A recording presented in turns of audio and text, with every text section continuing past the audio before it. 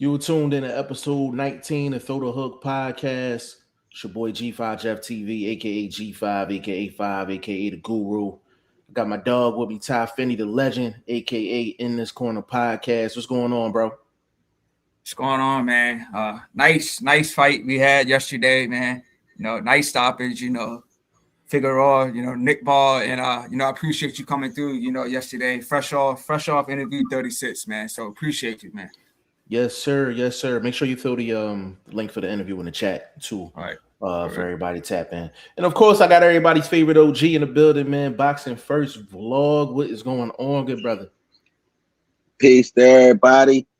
I'm here for the huddle again, man. Let's run the play. Absolutely. And before we even get started, man, I gotta give my dog a shout out, man. Jay Will in the building, man. Said, let's go. Say what up, fellas. He said, I did not see Ball getting slept. Surprised me. Surprised me too, man. A big shout out to Jay Will, man. This dude was in here 10 minutes before the show started, man. You know what I mean?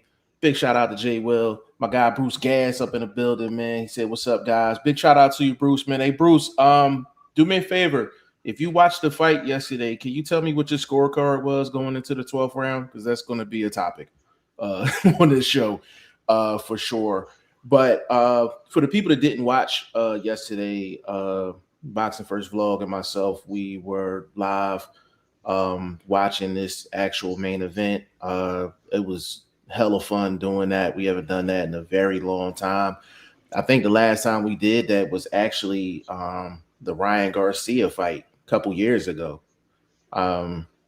against your boy. I think that was the last time we actually did a live joint and scoring it. So it was a while, so we had fun doing it, man. Brandon Figueroa, 12th round knockout over Nick Ball. And vlog, I'm gonna start with you, man. Like, give us, I know, and it's for the people that didn't watch the live yesterday. Just give us your thoughts on the fight and how you felt Brandon Figueroa did, and just the ebb and flow of a championship fight. It was a fight of wills. That's what we anticipated because, like you stated a week or so back, like who's going to be going backwards, like that was first on your radar. And for me, I also had to agree with that. It was going to be who style could overcome. And obviously, what we was watching, it just seemed like Figueroa he did what he wanted to do, despite having a little bit of bumps and stumbles in the road, because he got touched a little bit, nothing real damaging, but it was a nice fight. I agree, it was a nice fight. It was dirty, the way they do over there. It started off rusty. It started off like I couldn't do 12 rounds of what we saw on 1 and 2, but it came together late. You know what I mean? It was a rusty nail vlog. Yeah, it was rusty at first. It was like they fought, or Ball was fighting as if he had never even warmed up. It was like, oh man, I gotta fight. What, y'all putting gloves on me? Like, like he was kind of, flustered a little bit earlier in there. You know what I'm saying? So, yeah. It came around though. It turned out to be a great fight. Yeah, it was a really good fight, man. Legend, what did you think of the fight? Yeah, I caught the second half, but I was real impressed with Brandon Figueroa, man. Like, the guy, he can mix it up. He's the guy that likes to get on the inside. But from what I noticed, he was standing on the outside, using his jab a bit. But when he was getting Nick Ball to the ropes, that's when he was letting off a flurry of punches. Nice combinations. But man, that 12th round, wow, left hook, Nick Ball fell face down. I was surprised he even got up from that. He got up from that. Brandon Figueroa finished the job, knocked him through the ropes. So hats off to Brandon Figueroa. Like, Nick Ball, he did his thing too. He was landing his shots as well. But I think the height difference, really played a big part in it. You know what I mean? But yeah, hats off to Brandon Figueroa. I was wrong in my prediction, but I was basing their performance or the last few fights. I was just thinking about Brandon Figueroa, his performance against Fortin in the region. Everybody can have an off night. But, the way he performed yesterday was superb, man. Hats off to him, man. Like, hats off to, Brandon Figueroa and the team for sure. Yeah, I'm not gonna lie. I picked Nick Ball to win the fight because I didn't think Figueroa was gonna show up. He proved me wrong. You usually under normal circumstances, I would pick the taller fighter, but because Brandon Figueroa usually doesn't use his height to his advantage, and the fact that he's coming in kind of cold, yeah, I thought Nick Ball was going to pull it off, man. But I was wrong as well. Bruce Gas, he said I had Ball ahead, especially fighting at home. Big upset in my books. I would love to know what your score was, Bruce Gas. I had it 7-4 going into the 12th for Figueroa, and Vlog had it 8-3 for Figueroa going into the 12th. So I would like to hear how you actually had it scored. Can I say this real quick? Yes, sir. I wanted to watch that fight based on the Kelly Bachram fight, and mainly the judges over there. And what I could say from the couple of scorecards I saw, they had it right. I'm not going to fraud them. They were calling that fight pretty much the way we were seeing it. A little bit difference in a round or two from how I had it, but close enough going into the 12th that the right man was going to get the decision if it actually went them last 3 minutes. So I salute the judges. Yeah, yeah, definitely. I don't know what that is, but big shout out to you. Wax Dominion, Wax Dominion. Big shout out to you. If you're not subscribed to the channel, please subscribe to the channel. Subscribe to Boxing First Vlog and in this corner podcast. You subscribe to us, we're gonna subscribe to you. Show the love right back. Said they would have cheated if he didn't get the knockout. That's a great segue into this. Great segue. So just like Vlog said, he's seen a couple scorecards and it looked like Figueroa was going to pull through. So I actually want to highlight that. So two of the scorecards actually resemble Vlog and I scorecard live. One of the judges had it, I think, 7 rounds to 4 going into the 12th. I think the other judge had it 8 rounds to 3 for Figueroa going into the 12th. Now, there was one bad apple in the batch. There was another judge that had it 8 rounds to 3 for Nick Ball going into the 12th. Yeah, they had Nick Ball up 8 rounds to 3 going into the 12th. And hey, who is that? His uncle? I don't know. I went to check it. I went to check his last name too, see if they was related. But yeah, they had it 8-3 for Nick Ball. So even without the knockout, it looked like if it went to decision that Brandon Figueroa was going to actually get a decision. I guess it would have been a split decision. It would have been a split. It'd have been a split decision victory for Brandon Figueroa, but the knockout was so much nicer. Oh, the knockout was so much nicer, man. Like it was an amazing knockout. Hey, Legend, is this the link for the Yep. interview? That's it. Yeah. So let me put a star on that. That's the link for the interview that Ty Finney, the Legend, just did with Sugar Sheed. You know what I'm saying? Light heavyweight from out of DC, man. Yes, sir. Coin Good team. Sniper. Go ahead, say it again, bro. Yeah, good. Good team. Got a headbangers. Got Barry Hunter in his corner, so I think he got some good things in store. For his future for sure. Absolutely, absolutely. So when you get a chance, definitely go check that out. Coin Sniper 3429. Big shout out to you. Actually, you was in an interview too yesterday. Big shout out to you. He said, anytime you're the B fighter in the A fighter territory and you go to the decision, expect to be defeated, you must score the knockout. Yeah, I mean that's the mentality you have to have these days when you're going in the enemy territory, man. Because it's going to be some slim shady stuff going on, But it looked like the judges was on the up and up. Two of the three judges was on the up and up in that fight, and if you didn't watch the fight, actually, I put a clip up of the reaction when he got knocked down and knocked out. When he got knocked down and knocked out, we put a clip up, which I thought was dope. And it was unexpected, man. But I'm glad it happened. But I actually want to get to um, Brandon Figueroa's trainer, Manny Robles, one of the best trainers in the game. He's been a part of a lot of upset victories. He's been in the corner of a lot of underdogs that got big upset victories. Manny Robles was actually in the corner with Andy Ruiz when he beat Anthony Joshua in New York City. And I actually want to play a clip, and I'm very curious to get Vlog's reaction because I don't know if he's seen it yet. Mm-mm. So hold on, let me see. Why you finding that? I just want to add, like, Figueroa, like, his style. If I was a fighter, I would not want to fight Brandon Figueroa, man. His style is just like he like he's got that style, like he kind of bullies you against the rope. Like his style would make me uncomfortable. Like, and we seen that in the first fight with Stephen Fortin.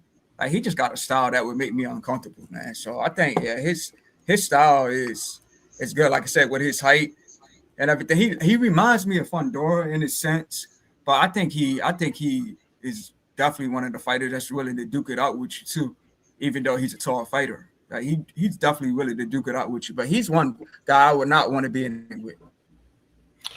He kind of reminds me of he's an interesting fighter because when he's on his game like he was yesterday, he's tall for the weight. He's imposing because he can throw with both hands, and his whole agenda is to back you up. It's the style that Vlog likes, backing a guy up, active, coming forward, making the fight. So it makes, like, if you beat Brandon Figueroa, you really gotta be physically and mentally tough to get past Brandon Figueroa because he's an imposing figure for those 126 pounders. Go ahead, Vlog. I slept on it. Hold on, man. Go ahead. All right, so I'm gonna share this screen real quick. So let me go here.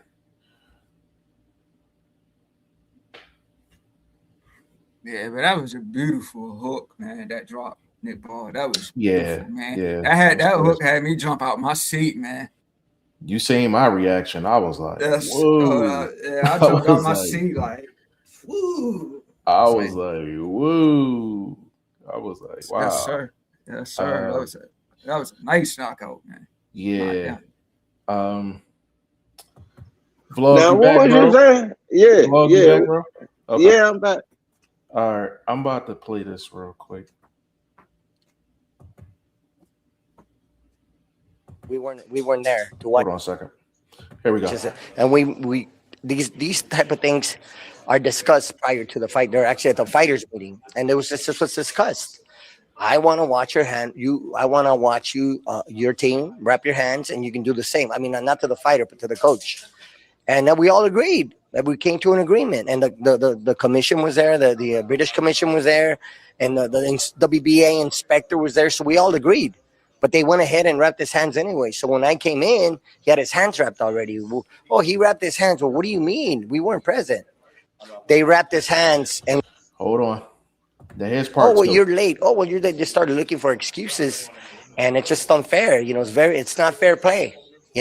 So I said, well, since we weren't there to watch his hand wraps, I don't want them in my locker room to watch. My fighter get his hands wrapped. I mean, we have the commission. That's all we need. Anyway, we got in an argument there, and I guess I won the battle because they weren't permitted to be in my locker room to watch the hand wrapping.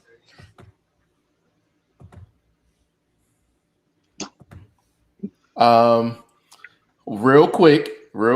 Let me get in the comment section really quick. So Wax said he's similar to Emmanuel Navarrete. That's a good comparison. Nino, big shout out to you, Nino. He said let Brandon celebrate their win. Yeah, for sure. For sure, man.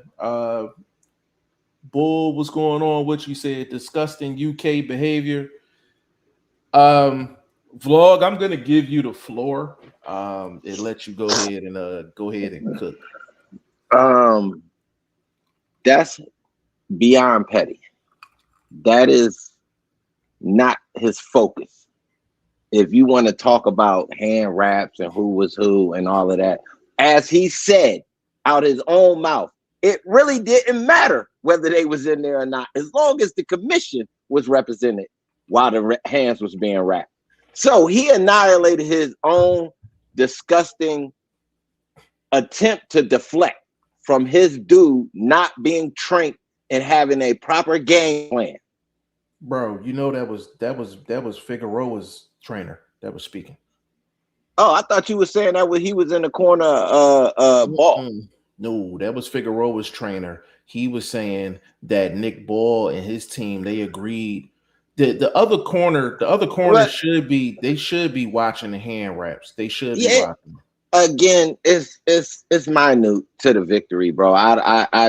He should have been, to me, talking about all that cheating.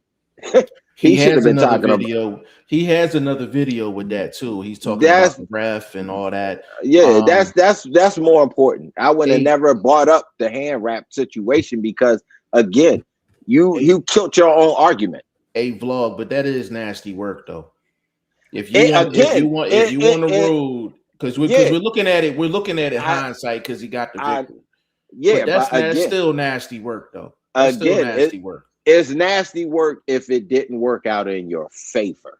No, but that's why I said it doesn't matter what the result is. If you win a championship fight, it don't matter if you're at home or on the road. If everybody agreed that you're supposed to watch the other person's hand wraps, that's supposed to go down. Because if that situation hold on, real quick, if that situation didn't happen, right?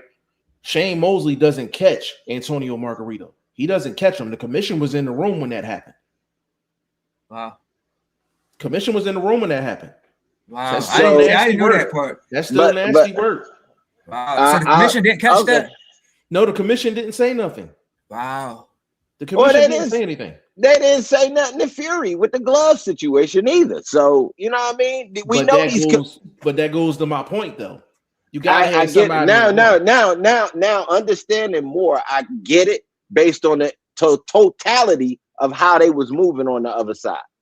Just everything that happened with them, I agree with it now. He has a point. But at the same time, as long as there was some sense of representation in there, whether they were on the up and up with the representation based on the commission or not, they still technically were playing by the rules of the sport. So I get it. As a gentleman's situation, but as you can see, they fight style. They're not gentlemen. They wasn't fight. They didn't. The very first round, bro. That's the type of stuff that happens when you kind of getting tired, or you know what I mean. It was too early for you to be doing that.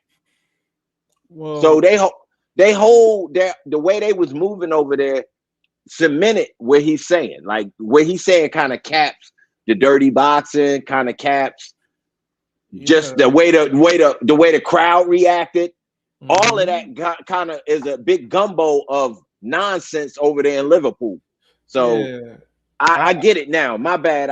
I was on the left foot. I should have been on the right foot. You know what I mean? No, well, I should have presented the whole thing to you before I asked you to comment. But yeah, I think the point that Robles was trying to make was that they were nasty throughout the whole thing. And I want to add this too. He also said in a separate video, which I don't have, but I will send it to you after the show. He said they was an hour late for the weigh-in. I told you, dude, he looked big for 126, bro. A lot of them dudes at 126 is looking like 140s. Just on body type and they said he made now Nick Ball obviously made weight, but usually when you come in an hour late for a weigh-in, you probably made weight at the last possible second.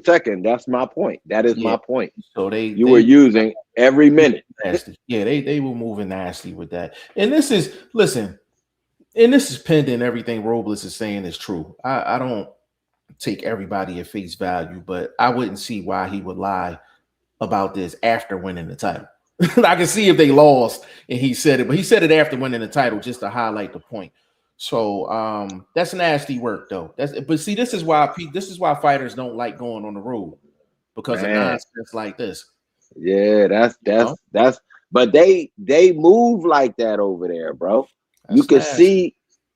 see the crowd reaction was an exclamation point of the vibe for the That's nasty. away team.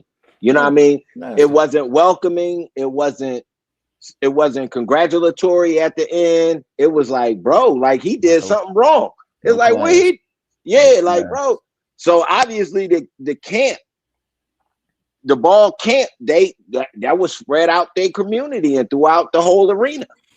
And let me add this too before we keep it moving, because I'm throwing this information for the people that's listening. I'm throwing this information in vlog and legend because I'm not sure if they're aware of the information post fight. So it's also a rumor that uh Andrew Kane that fought on the undercard, he actually kicked one of the members of Figueroa's team after the loss. I don't know if it's true or not, but if it is, that goes right along with the nasty work that we've been hearing about after the fight. But you know, Kane is a part of Nick Ball's camp, and he fought on the card earlier in the evening. So if all of that is true, that's some real nasty work, and you don't want to see that when you have a big card like that. When you would like to see things on the up and up for no other reason to have more events like that and have more fighters willing to go on the road and hope they can get some type of a fair shake. So that's the only reason I wanted to bring that stuff up. But that's nasty. Nino said they threw food and bottles in the center of the ring. That's what we talking about, bro. Like just classless. And I don't care who it was that got the victory, man. Like, you know, the better man won. They went 12, they went 11 plus rounds, they went at it, and Brandon Figueroa was the better man. Like, if you throwing food and bottles, I get it. You lost your bet. You probably bet some rent money on Nick Ball and you lost. You know what I'm saying? He Go didn't ahead. even if they did that, they don't know how to wager because he had no value as a heavy favorite the way he was. He was like minus 650. There's no way in the world I'm putting minus 650 on a dude that really hasn't been tested against a vet of that caliber. Well, you know they don't think like that. They gonna ride or die with their man, no matter what the number is. You know what I Well, mean? they made their city look bad. You know what I mean? They made their Yeah, that city was a look bad look. bad. That was a Hey, bad So, look. People, go ahead, go hey, ahead, legend. Go ahead, legend. I just want to add, I know that this is similar in a sense, but it happened in Nevada. Floyd was always on top of that. Like, if I'm not mistaken, it was Victor Ortiz. You know, they were backstage while Victor Ortiz was getting his hand wrapped, where Leonard Ellerby was, and they had already wrapped his hands, and Ellerby was like, I didn't see him get his hand wrapped. And I guess Victor Ortiz trainer was trying to fuss about that. So then they took the wraps back off and redid him while he was in there. And of course, you know, Floyd and Marcus Madonna, you know, Floyd was tripping when Madonna had those gloves on. He was like, hell no, we ain't fighting in these gloves. He said, Yeah. hell no, we're not taking that fight. So I know Floyd and his team was really on top of that stuff. Well, that's why, and that's a good statement, but that's why I wanted to mention those things because there are rules and regulations that are outside of the ring pre-fight. You know, picking of the gloves, what are acceptable gloves? You know, you got 8-ounce gloves. Once you get to 154, they are 10-ounce gloves.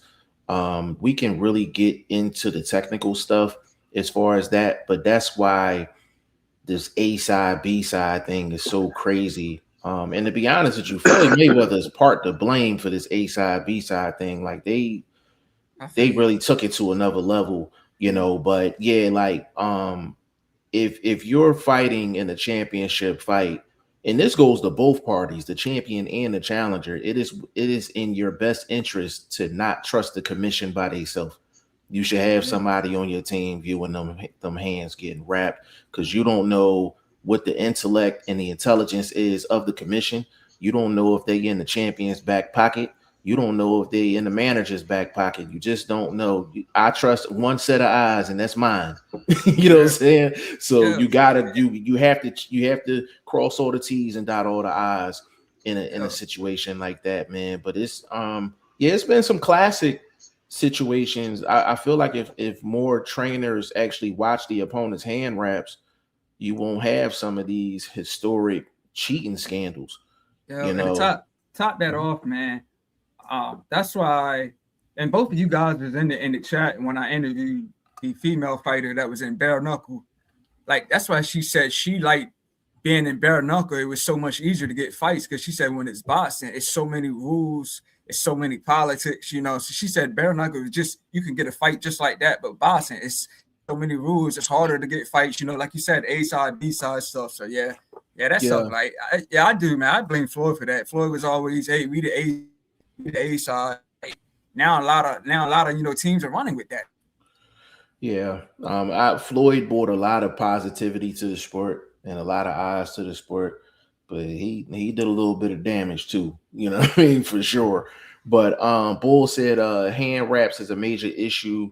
What you talking about? My man cleaned it up, man. He said he was on the right foot, should have been on the left, man. Yeah, I mean. Jay Will said Nick Ball against TJ kicked him, and the referee didn't take a point. Yeah, yeah. Nick Ball has been he a dirty fighter. Like Nick Ball is a dirty fighter. And Manny Robles has another video out where he's talking about the referee and all of the things that the referee was allowing him to do and was not reprimanding him. And Robles said that he knew going into the fight that Brandon Figueroa was going to have to go through some fire, as far as like, the officiating and things like that. But he felt like it was extreme. And during the actual live coverage of the fight, Vlog and myself, we were talking about that since when we went live. What was it, like beginning of round 2, Vlog? It's like beginning of round 2.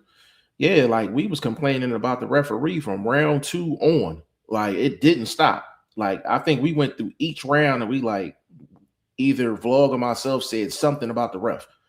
Like every round. Like if fighters are on the up and up and they're doing what they're supposed to be doing, we shouldn't even be mentioning the ref. So Nick Ball was fighting nasty. I mean, elbows, trying to muscle him, all types of stuff, bro. Yeah. You know what fight? You know what fight we didn't see the ref in and was an excellent fight in its own right? Shushu Castro. I don't even remember what the ref what his race was. Is how insignificant he was in that fight. That is how you're supposed to have a world title fight. Not that soccer brawl that Nick Ball and them came in there with. Yeah. Like the man literally was bull rushing to get himself out the corner, not boxing to get out the corner, not boxing to get off the rope, ducking his shoulder and trying to lift Figueroa up off the ground and drag and push him out the corner. And he did it. And the ref never admonished him on any of those tactics. Once or twice he said something about pulling the head and hitting. I think he said once. Never went back to it.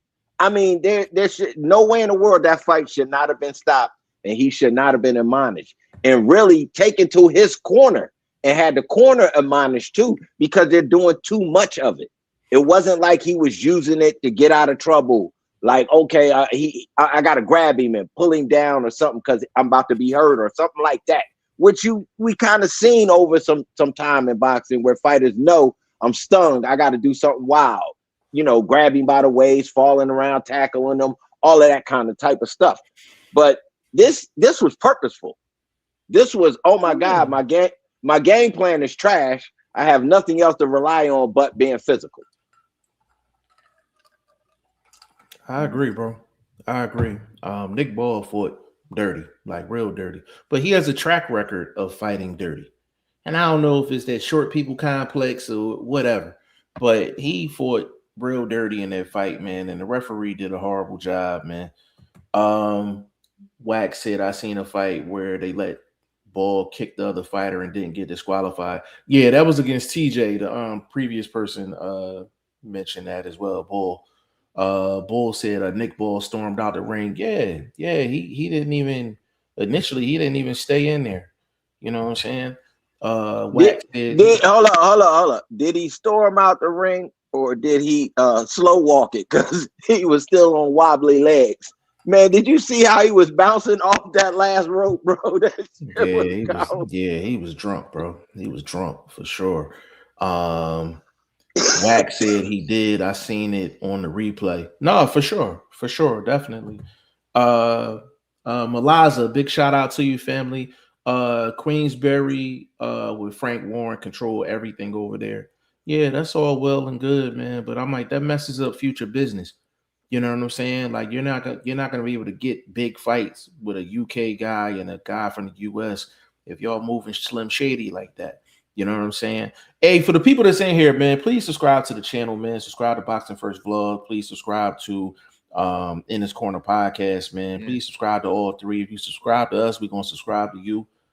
Yeah, Show the love Wax right back. Meanie, yeah, he subscribed to. So like, salute to him, man. Wax Meanie, yeah, it just came across my phone. So yeah, appreciate Big you, shout brother. out. Big shout out. Bull said trying to punch him in a headlock.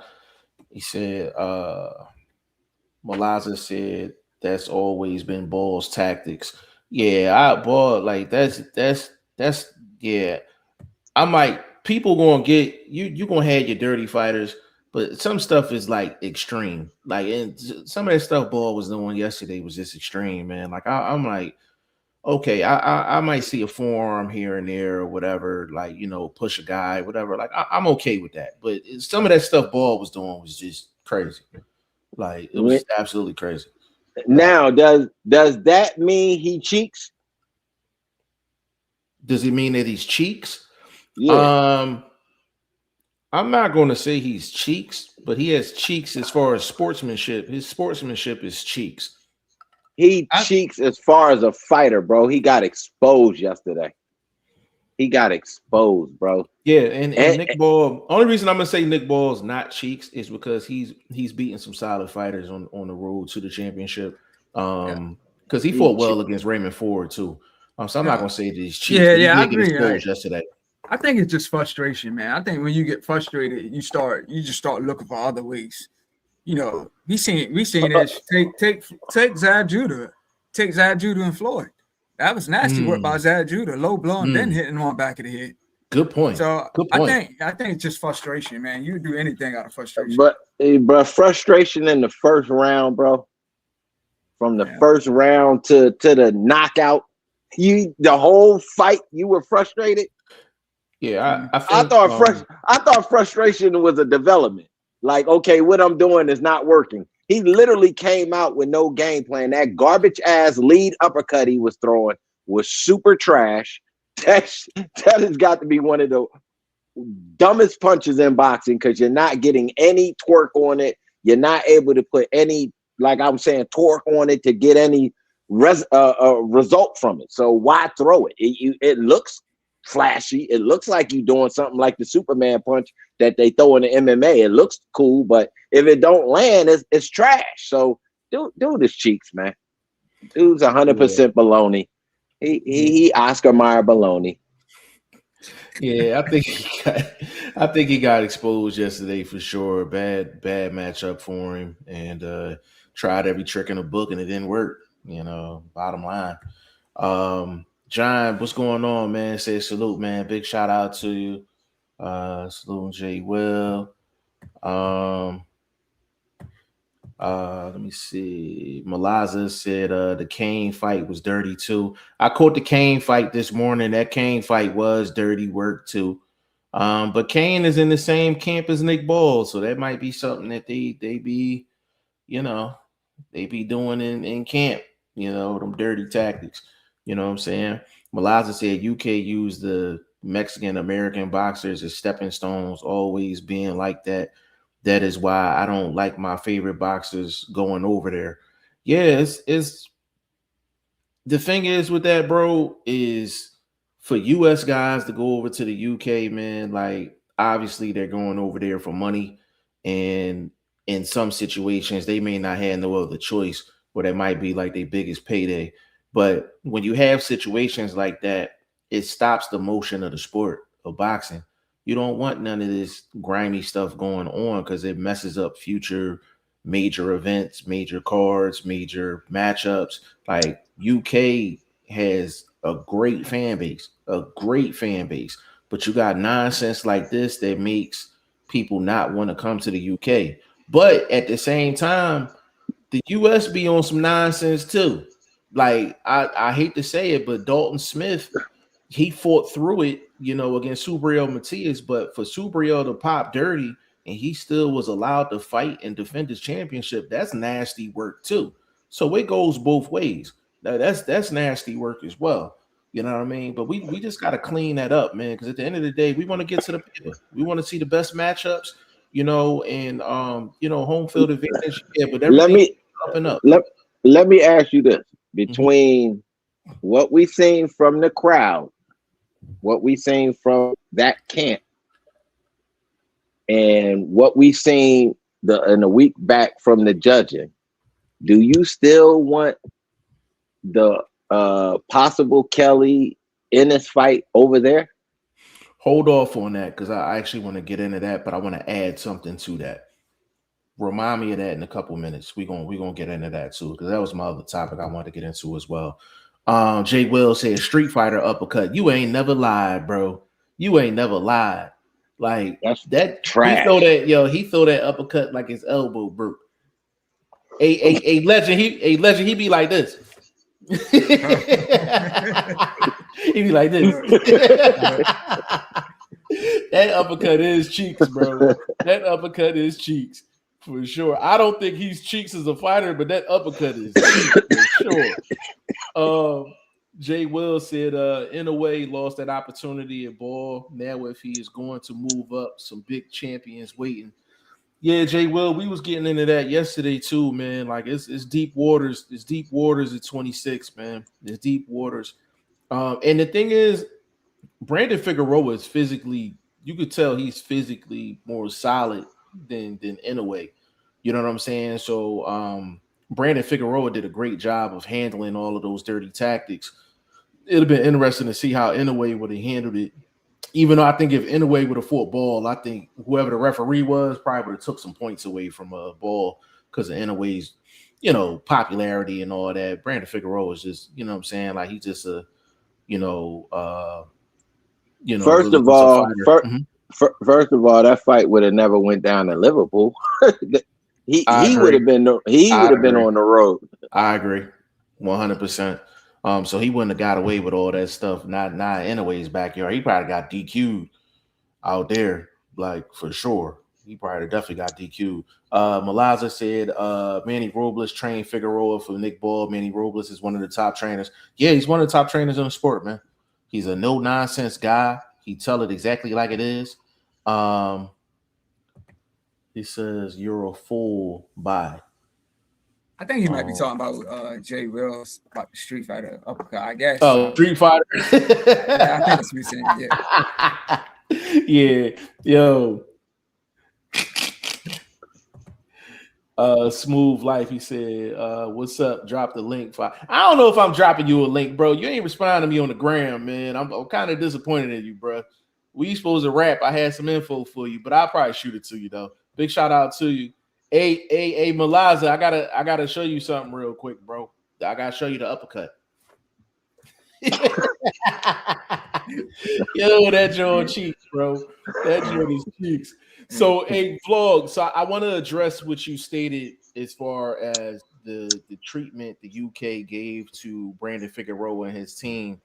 Do I feel like that Boots Ennis or another American fighter should go out there to the UK to go get that? My answer is still yes. Number one, I think with Eddie Hearn, I think it's going to be a little bit different because Eddie Hearn controls both parties. So I think a lot of that stuff that was going on in this fight, I don't think Eddie Hearn is really going for that. He's also invested in Boots, so he's going to definitely make sure things is on the up and up, because even though Boots is going out to the UK, according to Eddie Hearn, if you look at it from Eddie Hearn perspective, Boots is the house fighter, even though he's going on the road. So I don't think Boots will have to go through some of that stuff that that Brandon Figueroa went through. And the bottom line is Josh Kelly ain't gonna make it out of there alive anyway. They can treat Boots however they want to treat him. He's not gonna make it out of there alive. He's not gonna make it past 7 rounds dealing with Boots. He's not gonna be able to deal with him at all. You know what I'm saying? But how you feeling about it, bro? I think it's a bigger fight over here. I don't think it's a big fight over there. I don't think old boy got the cachet like that. It might. Who don't have cachet? Kelly. You think that turnout? Yeah, you think he I thought that was a kind of a small arena. That was really like in his backyard. So like I'm talking about somewhere like the O2 or something on that level. You remember we talked about that with Shane, and of course we're gonna refer to Shane because he's actually out there. But he said they got a 45-50 seat stadium that they should fill out pretty easily. That's close to Josh Kelly. So I mean, as long as that's that's what I mean. I think if you're gonna do it, then you should give it more of a neutral site than so close to his quote unquote stomping grounds. You know what I mean? Like I don't know what's neutral to wherever he's at because I don't know the lay of the land like that. But right, you know what I'm saying? I wouldn't do it like they just did for Bachram. Bachram literally that was supposedly was his backyard. So I forget what city that was in, but I wouldn't do it like that. Newcastle. I think it was Newcastle. Yeah. And so I wouldn't do it like that. And with that being said, Bachram still should have got the dub. With all that being said, at a minimum, get the draw. At a minimum, I thought he earned the draw. But I still had him winning by 1 round. I had him winning the 12th. Well, yeah, and the thing is, like they said, somebody scored a 10-10 for the 12th round, which is nasty work. Nasty. I've been kind of fading off of that. Y'all kind of got me to fade off them 10-10 rounds. So I didn't even put that in my concept of judging that fight. I was literally trying to give it one way or another. Yeah, the thing about the 10-10 rounds is I feel like if you have a high level of boxing knowledge and you know what you're looking at, I don't think there's any round where both guys did the exact same work to where you can't determine who won the round. I feel like there's always something you can point out. Even if you're being biased, there's something you can point out to make it a 10-9. I don't think I've ever scored a 10-10. I don't think I've ever watched a round and I was like, damn, I just can't figure out who won the round. The only time you see that, bro, is maybe round 1 of a fight where just nobody's doing shit. Like, you know what I'm saying? Like in a situation like that, then yeah. Let me see. Smooth Life said, bro, my bad. I swear I didn't see your message. I was just joking with you, bro. I was just joking. He said Boots. I don't know if he fighting Kelly though. Kelly is ducking. So Kelly is definitely in the news. Calling out everybody. He's definitely, he's calling out Xander Zayas. He's calling out Conor Ben. He's calling out everybody but Boots.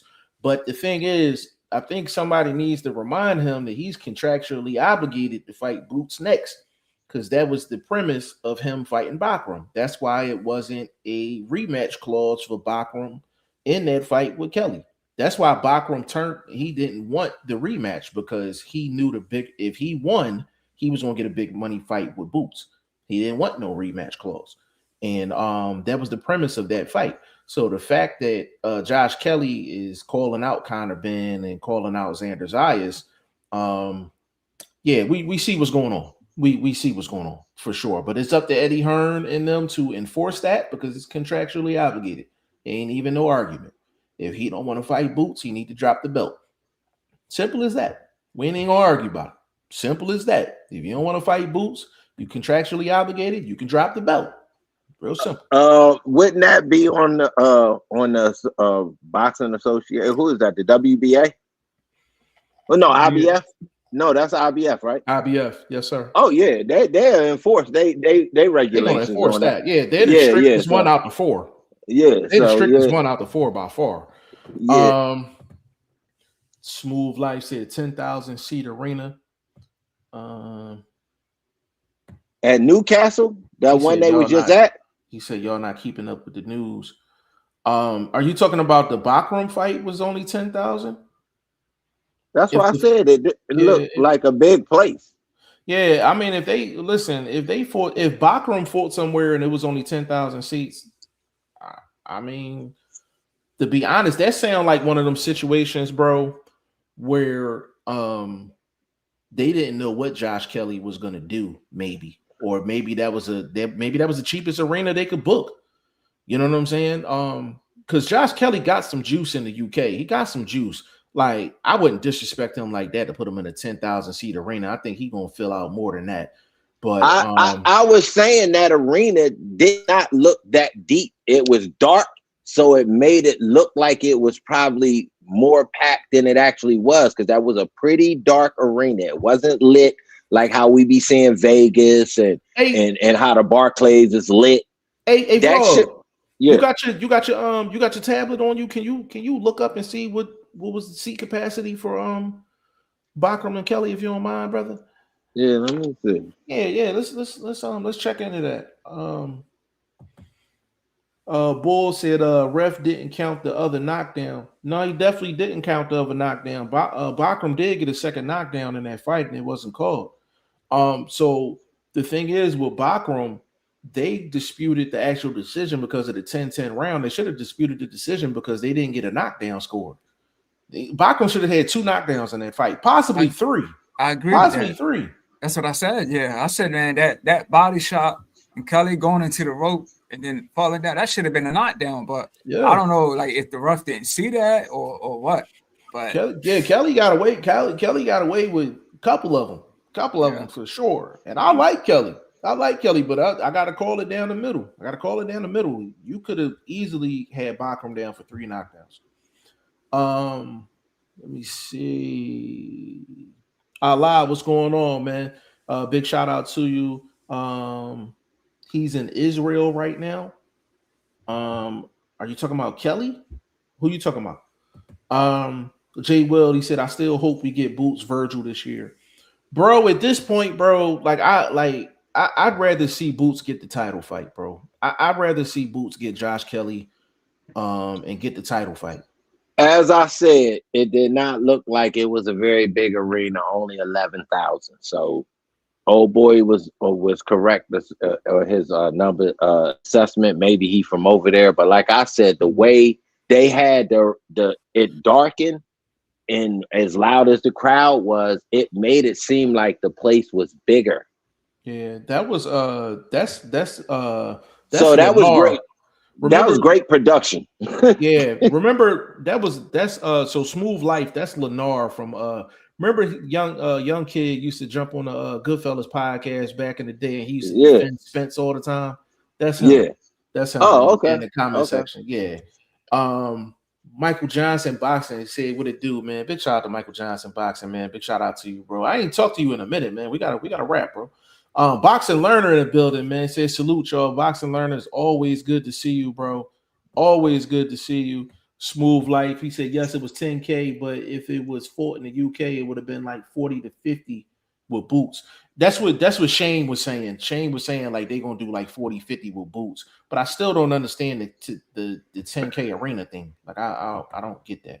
But maybe it wasn't a lot of money put up for that fight. Bakram isn't the most acclaiming champion. He's not. You know what? Quick question, bro. If you can look this up too, because Eddie Hearn won the purse bid. What was the bid that he won with? Like, how much did he actually bid on this to win it? Because he wasn't promoting neither guy going into the fight. He wasn't promoting Kelly or Bakram. Yep. He sat in the back. Matter of fact, for the fight. So actually, he was in New York for that fight. Yeah, he was. I thought he was in the back dressing room the way it was looking. But he was in New York. He was in the locker room at Madison Square Garden because that was that fight happened the same day as the Shakur fight.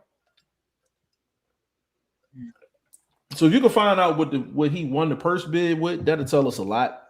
In regards to he might have won it for a low amount. Boxing Learner, will Bakram get a rematch? Um, Boxing Learner, Bakram didn't have a rematch clause in the contract because Eddie Hearn won the purse bid. So he basically set it on his terms. So it wasn't a rematch clause. And basically the winner had to fight Boots. That was the stipulation for that fight. And they both signed it. So I don't know if Bakram gets a rematch. Um, I got a real feeling like Josh Kelly might drop this belt, bro, to try to avoid Boots. If the fight happens, I'll be surprised, man. He said, Damn. They saying that fight wasn't even. It was had the same value as the Martalata fight at 666,000. he won the bid with 666,000. Wow.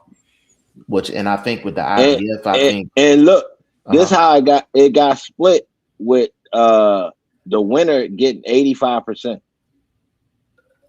I thought the champion got 85. That's the winner. Yeah. The champion get the lion's share of it. Yeah. So, that's interesting. Smooth Life Because maybe because it was so low, like you know what I'm saying, that they to make kinda, the fight, you had to give the winner a heavy favorite as far as earnings. because I thought with the IBF, I thought it was 75-25 for the champion on a purse bid.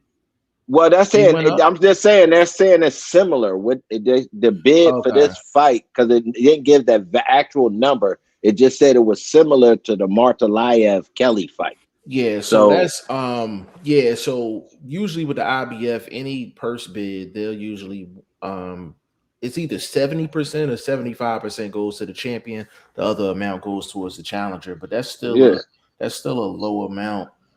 Smooth Life said no, hell no. He stepped on his foot. That wasn't a knockdown. Smooth Life, which one though? Because it was two different ones where you could have called them knockdowns.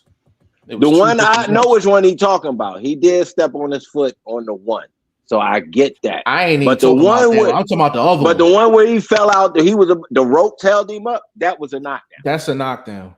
Yeah. But I don't know how they score that over there. Do they score the ropes holding you up? No, that's the same rule everywhere. That's a universal rule. Yeah, if the rope's holding you up, you gotta. Yeah, that's an 8 count. That's an 8 count. Boxing Learner said Kelly was holding a lot too. Yeah, he was moving a lot. He was doing a lot of holding and grabbing and stuff. Like it's like what Vlog said, man. Like the way he fought. Like I know it's a 10-point must system, it's 12 rounds and all that. You're scoring each individual rounds, but from an overall, just a general standpoint, you really don't like the champion losing the title to somebody fighting like that. Like I get it from a general sense. I get it 100%. Kelly was doing a lot in that fight. He said, "Will Bakram go to Zuffa?" I don't know. Zuffa's an unknown right now. Like we really don't know what's going on with Zuffa. If they're gonna play, if they're gonna play nice. He said, "Link, I'm gonna shoot it in a couple minutes, bro. I got you." Smooth Life. He said Kelly was fighting a no name and wasn't a champion yet. Now the UK guys are on the Kelly bandwagon. I don't.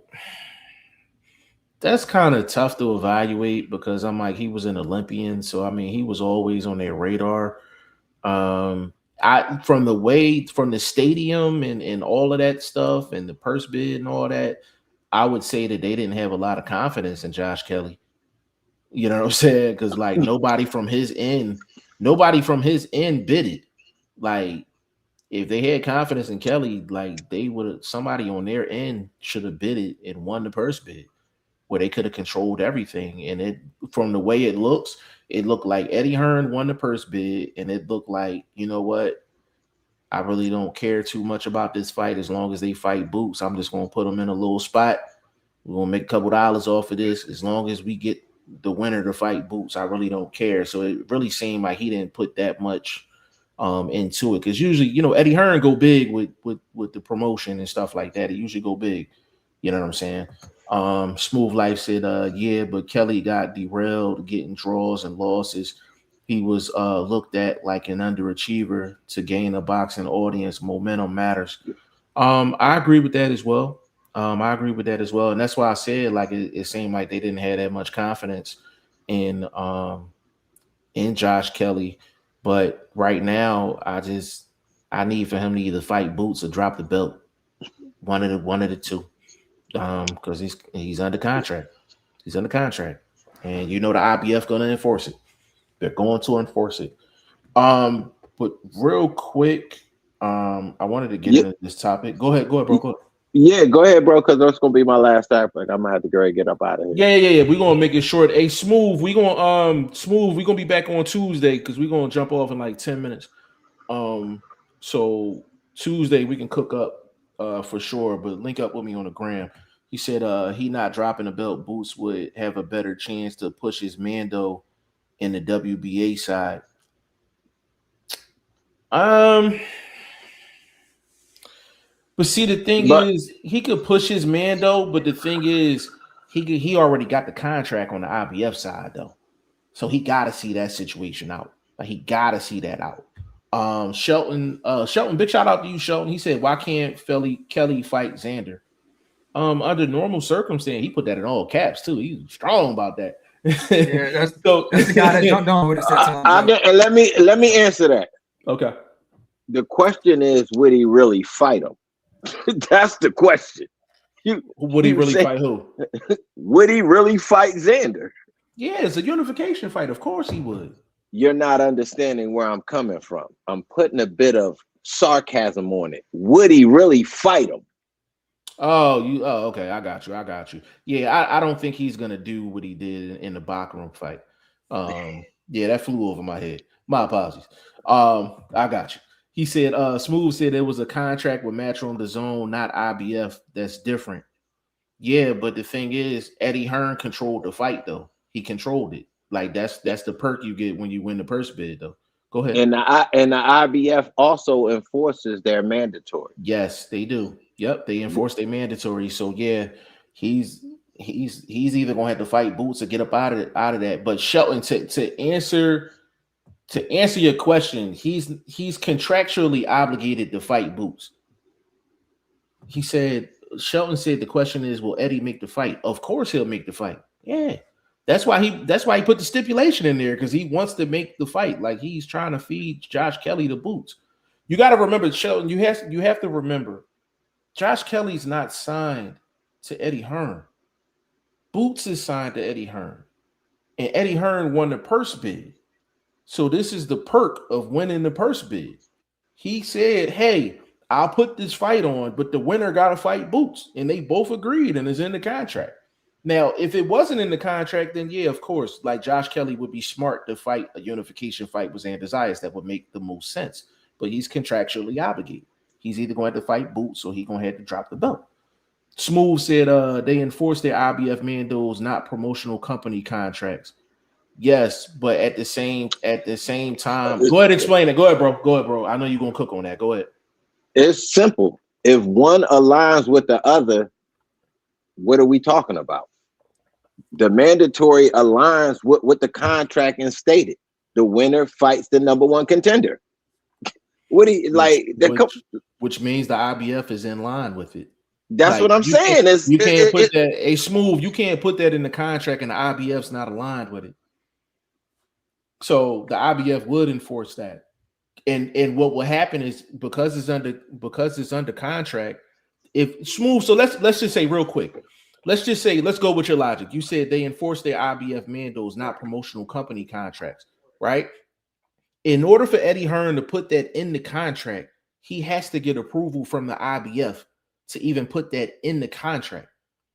The IBF had a sanctioning fee because the IBF belt was on the line. So the IBF is directly involved with the negotiation. They wouldn't even allow Eddie Hearn to put that in the contract if the IBF wasn't in approval of it. Vlog, am I correct? Yes, sir. Okay. All right. Smooth said, I want to fight for Boots bad, but man, it's not sounding good from the Kelly side. He talking about everyone but Boots. Yeah, he talking about everyone but Boots, and all that sound good. But at the end of the day, he either going to have to fight Boots or he going to have to drop the belt. They're not gonna, and the only way he's gonna be able to fight Xander Zayas is unless he pays Boots a crazy behind step away fee, and Boots ain't gonna take it. Boots ain't gonna take it.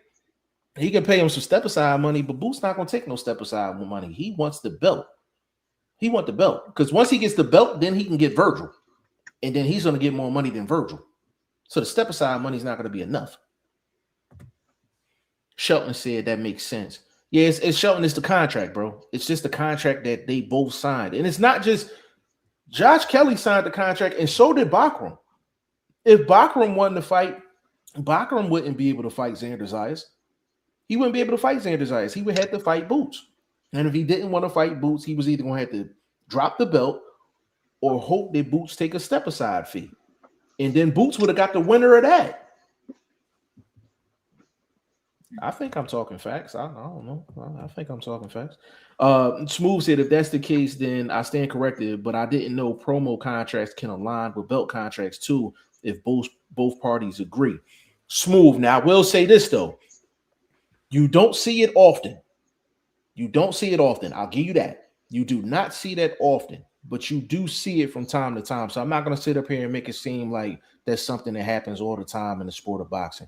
You rarely see a promoter that's not the promoter for both guys win a purse bid and put that type of stipulation in there. You rarely see that, but I mean, Eddie Hearn pulled it off. He pulled it off. You know what I'm saying? And the boxing source said he doesn't necessarily drop the belt. Yeah, I mean, they could do step aside fee. They could do something else to try to work that out. Go ahead, bro. He doesn't have the cachet for step aside fee money because none of those fights that he's calling out outside of possibly a Conor Benn could be a big fight. But then who's putting up the money for Conor Benn? We don't know this. I don't know that Eddie Hearn is putting up any big money for a Josh Kelly Conor Benn fight. Well, Conor Benn do numbers out there in the UK, so somebody's gonna pony up the cash. Is it big enough money to pay Boots step aside money? For a Conor Benn fight? Yeah, in the UK, yeah. I don't know what that number would be, but they could offer him a big number. They could offer him a big number.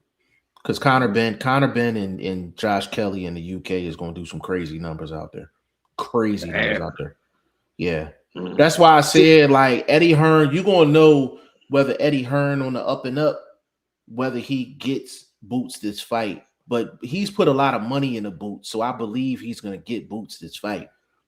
Hold on real quick. Shmoov said, if Boots take step aside money, then I'll look at Boots sideways. Yeah, I don't want to see Boots take no step aside.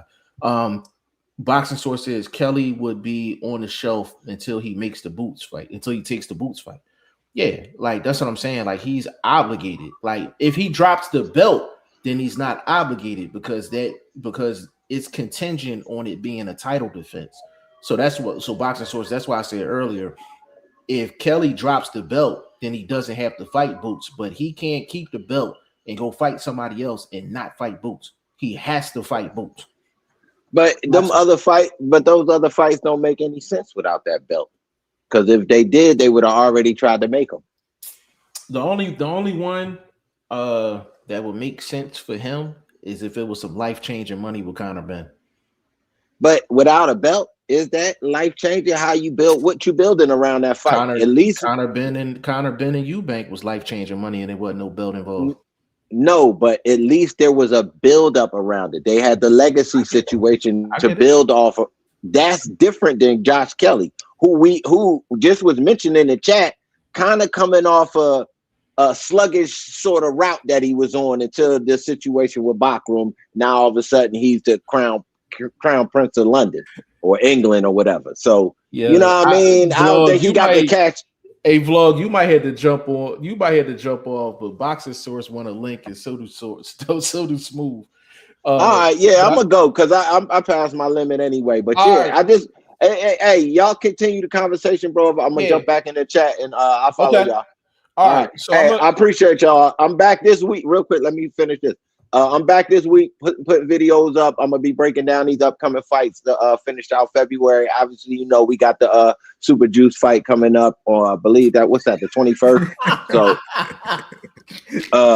I'm gonna still break that down. So we, look for that for the channel, and I'm gonna holler at y'all in the chat. All right, yo. Peace. So Peace, vlog is bro. freaking hilarious. Vlog is hilarious, yo. Boxing source said, hold on, what's the link? I'm about to shoot it out right now. Xander would beat Kelly. If I'm Eddie, I'm making the Boots versus Kelly match and keeping that belt in house. Yeah, makes sense. Hold on. I mean, a legend. I might, If you can't stay on, I understand. But yeah, bro. Like I gotta say, bro, the comment section during the day, man. Cool. it's definitely jumping today. I put the link in the chat. So boxing source, smooth, and whoever else need to jump on. Yeah, he's And commenting then from my end too. So I'm gonna just drop it on my end too. okay. Cause sometimes I think if you on the other stream, it won't work. Lennar, what's up, bro? Hey, what's up, Beef? Hey, my bad. I swear to you, man, I didn't get that message. I'm just messing with you, bro. I'm just messing with But you, bro. I'm just but messing I with hit you. you back up already. So Yeah, as far as this though, Yeah. now again, maybe I'll sound corrected, but you're saying that Eddie was able to make a contract with the IBF and make a contract with them that the winner of that fight with Kelly and Backwam would have to be contractually obligated to fight Boots. To my understanding, yes. Hold on. Matter of fact, hold on, Lenore. I'm gonna get boxing source in here. He probably gonna add some more context to it. Okay. Boxing source, what's going on, baby? Hey, yo, what's happening? G5 Jeff, Pod Hey, Legend. What's Hey, that? bro. Hey, bro. Real quick, bro. Hold on. Before we get started, bro. I do have a 25 page lawsuit joint from Floyd. Yeah, I seen it after I dropped the video. So I All seen right, your bet. comment though. Yeah. 'Cause Hey, I was gonna send it, but yeah. Hey, source, can you bring us a little bit more context as far as this Josh Kelly boot situation? Am I explaining it the way it's supposed to be explained? all right. So I gotta go with the IBF joint. So you had the thing there with Bachman as the world champ, Mhm. and I'm tracing this back from last year, right? Okay. So last year, Bachman was the world champ. Then you had the whole thing with Erickson Lubin, winning the eliminator bout on Pro Box. Mhm. Okay. So Lubin was slated to be the mandatory challenger, right? Mhm. But with Backrun being with main events and Erickson Lubin being with Pro Box, main events doesn't have any, TV dates or anything like that. So they really can't back Backrun like that. Mhm. And you're not gonna see an instance where a world title fight outside of the thing there with what happened with Lamont Rhodes Jr. was going to be on Pro Box. So when the time came up when that particular fight was supposed to go up for purse bid, nothing happened. Mhm. That's why Erickson Lubin ended up fighting Virgil Ortiz Jr. Right. So who was next in line? Josh Kelly. Josh Kelly is with Washington. Mhm. So when the purse bid came up, anybody's open for the bid. Like you and I, if we had the money, we could put up a bid for it. So Matchroom ended up winning it. Mhm. Matchroom hosted it, and they ended up just having the fight take place. So regardless of who won that particular bout between Backrun and Josh Kelly, Matchroom had an option on the fighter after that. Both. Mhm. Yeah, Mhm. basically both. Okay. So now with Josh Kelly winning, right? They have option on Josh Kelly. Right. Now, he could fight Boots, but it's not like he is under required obligation to fight Boots Ennis because Boots Ennis is not a mandatory challenger to the IBF title. Like he's not next in line. He already holds a version of a WBA title. Now, what can happen is that Matchroom with the rights to Josh Kelly can have Josh Kelly sit out until he does fight Boots, but he doesn't necessarily be stripped of it because that's not necessarily within the rules of the IBF. Yeah, so that's what I'm saying. That's what I was saying. It's the promo contract and the IBF championship contract. Those are two different contracts. But I think we're all on the same path, and I think we're gonna get to the same location because boxing source, if you look at it from your end, right now, because he has options on Kelly, he could just make Kelly sit, Right. right? Correct. Correct. But if he sits, Kelly still has to make a decision. Yep. Correct. Well, yes, he does have to make a decision in a sense that it might end up being like the backroom situation all over again. In that he'll be sitting out, could be upwards of a year or more, Mm-hmm. unless he just, either has the boots fight or it just ends up that he has to defend against a mandatory challenger when that does come up again. But for Kelly, you know, either Matchroom would say that he could have a voluntary defense and then fight Boots, or just go right into the Boots fight. But all paths still lead to Boots. Still, at the end of the day, it would. Mm-hmm. That was the only point I was really trying to make. Like all roads still lead to Boots. The only way he gets out of a Boots fight really is unless he works something out with Eddie or he drops the belt or he's going to sit. He's kind of in a corner. Am I correct?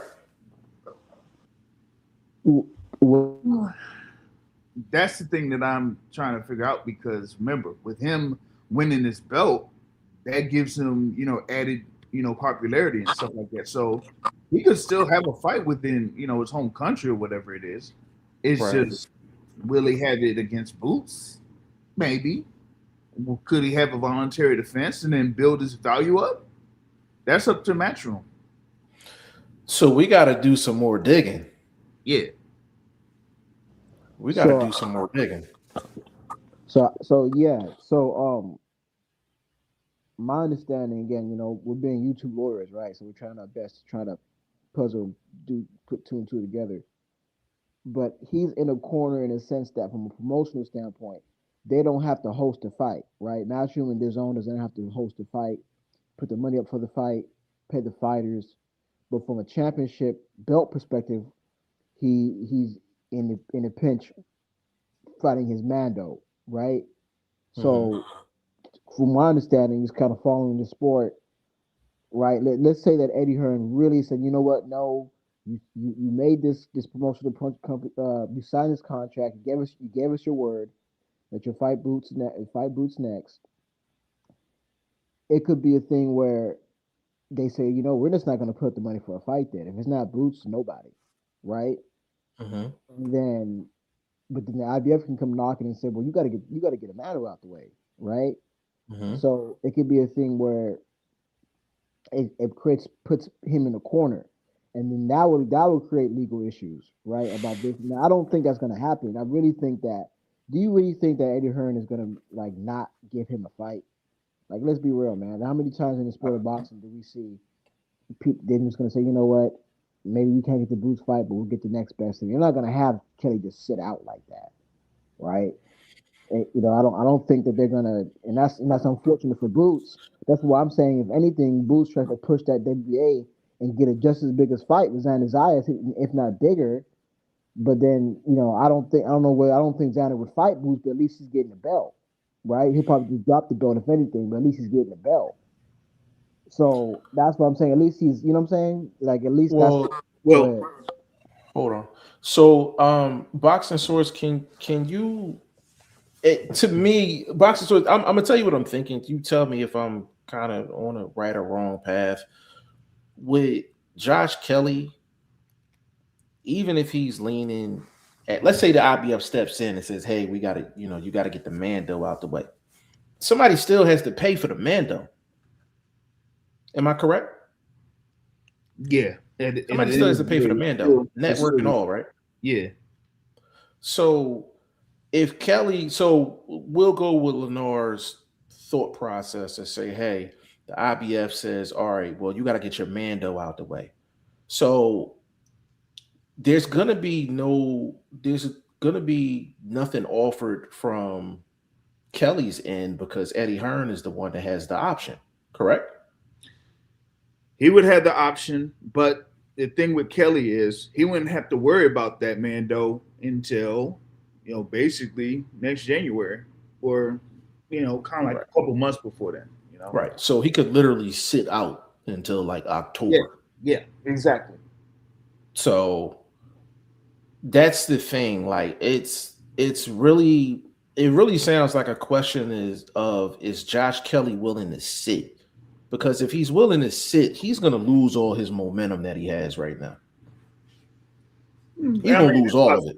now here's the thing that I'm curious about though, right? Hmm. Like you talk about Boots. Boots' current status is that he is the WBA interim champion, right? Hmm. Hmm. And you have Xander Zayas as the unified champion with the WBA and WBO. He is under top rank, right? Hmm. But at this current juncture, top rank doesn't have a large scale network deal Correct. in comparison to Matchroom. Correct. So for Boots, which would be his best route right now?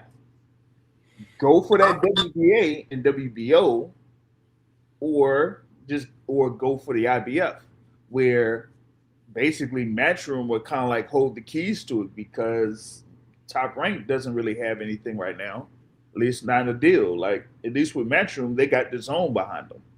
Correct. So that goes back to what I was thinking previously. So Eddie Hearn is kind of controlling everything. And that's why he won the purse bid for this Bakram and Yep. Kelly fight Yep. because it gives him options from all angles. Right. And that's why I was like, the IBF is not the end all be all in this situation. Like, Eddie Hearn is playing chess in this situation. He knows that Josh Kelly can't really move without him because of the option. And then on top of that, regardless of what the IBF is thinking, the IBF, a boxing source, they want their Yeah. sanctioning fee, dog, and they want a nice size one. So they Yeah. don't want him fighting just any old man, though, where it's a little bit of money involved. Mhm. They trying to get the biggest sanctioning fee they could possibly get. Yeah, that would be So their route. that would be the That's route. and that's kind of what they Matchroom and Boots, they kind of like thought this out. That's why they Hmm. said like, okay, yeah, we're gonna be, having this thing where we fight, when he fought. But the thing about it is that he's like saying, hey, let's get this for the WBA interim title, right? And then once we get that, then hey, we know that we have the options because we're gonna go after that purse bid with Josh Kelly and Bakram Murtazali because they know that hey, if I seen Bakram and Erickson Lubin with main events and pro box not even go for it. Let's see what happens here with main events in Wasserman Schultz or whatever. And if Hmm. they ain't gonna be able to put up the money because they ain't gonna have what I could have as far as like resources, then Hmm. yeah, I'm gonna go after this fight and put in the bid. And even if it comes to me like overpaying, cool. But I know that I'm Hmm. gonna be able to get it back.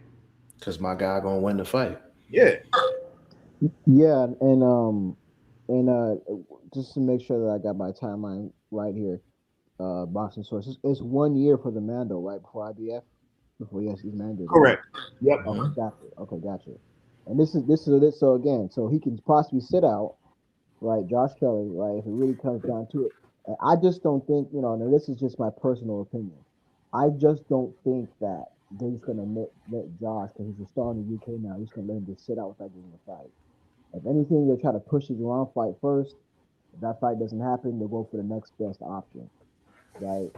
And I'm like, well, hell. And I know definitely. And but here's the thing: let's say that Jerron goes for the WA route, try to push for that, right? Top Rank's not gonna let feed Xander the boots. They're just not. They have a young Puerto Rican star, unified, great skills.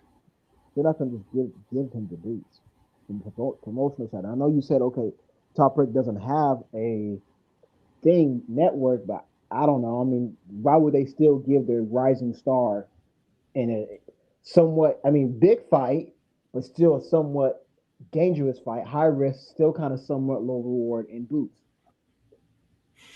Well, The thing to answer that, bro, is it's really up to the sanctioning bodies. If the WBA says, "Hey, you have to fight Boots," because Top Rank don't have a network, it really backs them into a corner. It's the same thing with the Kelly situation. If the IBF says like, "Hey, like we're okay with you sitting out until October or November, and then you can fight the Mando," unless the IBF actually signs on for that, that puts Josh Kelly in the corner. Actually, like Eddie Hearn pulled a chess move. Eddie Hearn pulled a chess move to where he has both all of the champions backed in the corner. No, for sure. But my thing, G5, is like, do we really want to see our boy Boot sit out for that long? Like No, no, absolutely that's not not. fair. That's not fair to his career, bro. I agree. And then there's that, and then he's just supposed to sit out, and then people say, well, he's not fighting nobody. Well, these are the reasons why. Mm-hmm. These are the reasons I, certain fighters, when certain fighters, they talk about they're not fighting people. This is the damn reason why. hey, And hey, it's Lennar, yeah. here's the thing, bro. Like Boots, there's not. I don't think there's five fighters in the sport that if you ask the entire sport if you want to fight Boots in us, get in line. I don't think there's five fighters in the sport that'll get in line. Like Boots is like he's like on some boogeyman status right now. Like Eddie Hearn literally had to do this. Like think about it this way. So in boxing source, you can let me know if you agree or disagree. In this situation, I've rarely seen this in the sport of boxing. Xander Zayas is the unified champion, right? Josh Kelly is the IBF champion. Boots is an interim WBA champ, and you can make the argument that Boots has more power in this situation than the two champions. Yeah, Is he that does. far fetched, boxing source? Yeah, he does. I mean, given what we were talking about there when it came to him going after the thing there with the WBA interim and having Matchroom win that bid for the IBF title fight. You know, the only thing that may have me a little bit doubtful with the WBA is if they elevate Xander Zayas and have him become super champion. Because if they do that, then the whole mandatory status kind of changes a little bit, or they could Hmm. change a little bit because then Zayas wouldn't have to be, obligated to fight against a mandatory challenger in that sense for an extended period of time. But it just depends on the WBA how they play it out. And boxing source, just to add on to that, bro. Like, and we know this. The sanctioning bodies are gonna play wherever the money is. Like they're gonna play wherever the money is. Wherever the biggest Exactly. money is, that's where they're gonna play. Exactly. And Boots is gonna be the bigger money, no matter what. You know Yeah. what I'm saying? Because it's like at 154, Fundora's busy, right? Fundora's busy with Keith Thurman in March. So that would push him out probably until maybe late summer, something like that, depending on the result. Now, as far as the sanctioning bodies is concerned, their main objective is to have the biggest name champion holding their belt because essentially that's going to be the biggest sanctioning fee that they can get because Right. they have the biggest name champion. So with Xander Zayas, like it's a can't lose for them because if Xander Zayas, like he had a crowd out there in his home country, like for sure, he definitely had a crowd out there for sure. But the thing is, if Xander Zayas fights Boots, they're good either way. They're good either way. Because Xander Zayas can fight in his hometown and get a big bag, and Boots can fight in Philly and get a big bag. Boots can fight in New York and get a big bag.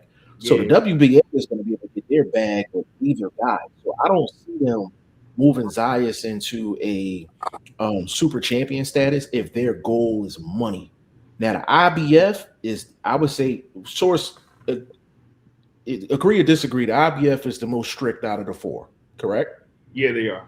They're the most strict out of the four. So I'm actually more curious to see what the IBF does because that situation is a little rare. with Eddie Hearn having the option on Josh Kelly, and I want to see how the IBF kind of moves with that situation because it like it involves them, but it kind of don't involve them too. Like you know what I'm saying? Yeah, I mean, that's why I was like saying with the whole mandatory situation and how that was handled. Like when they had to go, they basically went down the line with that. And, at the time, like Kelly was one that was available. So, they just said, hey, this is going to be another purse bid. So that's why, you know, Eddie Hearn and Matchroom was like, okay, let's just wait it out, see if we win this bid. If we win this bid, then we got all the keys. And so, Mm-hmm. And they have the keys because of the network situation. yep, They that's had the what. keys because of the network situation. So if Eddie Hearn is making a bid at a purse bid, he's making it not only on behalf of Matchroom, he's making it on behalf of the Zone too. You know what I'm saying? Because they want these fights, and Yep. they're one of the few. So the only networks we really have right now is really the Zone, um, and really Paramount. It's Yeah. really the only two that are really like clearly invested in the sport of boxing. We have Amazon's not invested in boxing. I know PBC has an Amazon deal, but they're not invested in the sport of boxing. Like Amazon's not waking up in the morning worried about boxing rankings and listening to No, shows like myself and the they're not, boxing they're not, source. willing to. They're not really putting money into that because if Correct. they were, then you would be having just shows on regular Amazon Prime, like pretty Yes. much for often. You know. Yeah, you can hit it like if they got an opportunity to hit a lick, they'll hit a lick. But that's really what that contract is. You know what I'm Mhm. saying? So that's what makes this situation so interesting. But that's why I think Boots is eventually going to get. If I had to bet, I think he's getting Kelly or Zayas before the year out. He's gonna get one of the two before the year out, Right. in my opinion. So that Lenore, go okay. ahead, bro. So then, who is he gonna fight right now? Rashidi Ellis? Like this again. This is not Boots' fault, but I want Boots to either chase big names, solid names like Virgil, or championships. Who does he fight next? Boxing source. That's a good question. You wanna go first on that? And I think it would depend on if he fights within these next couple of months. If it's within these next couple of months, you probably see him against someone like a Rashidi Ellis. I forgot who, like someone else was mentioning, but they're trying to see about working out, putting him in the ring in Atlanta, maybe or something like Mm-hmm. that. So if that's the case, then it would be against Rashidi Ellis or someone else that's up around the rankings there within the 154-pound division. I kind of like suggested maybe Andreas Katsarakis or something like that. But if you're going to put it in Atlanta, that particular fight won't make sense. Right. Katsarakis fight. But if he is willing to wait it out until June or July, then he could get one of those champions. And Lenora, here's the thing, bro.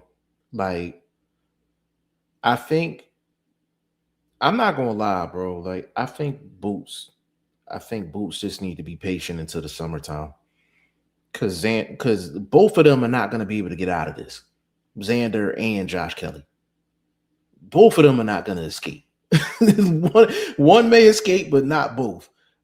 If it's me, I think I would wait it out, let Eddie Hearn and the Zone work their magic, and they're gonna present one of these two champions to Boots. Because if Boots fights anybody outside of these two champions, you know what's gonna happen in the media. He's gonna get killed for it. And we know it's not his fault, but he's gonna get killed for it. And it's not even worth it. Him fighting a Rashidi Okay, Ellis in Atlanta, it wouldn't be worth it. it For needs to him. either be Ortiz, Kelly, or Zayas, man. Anything Well, outside of this is you ain't fought but nobody.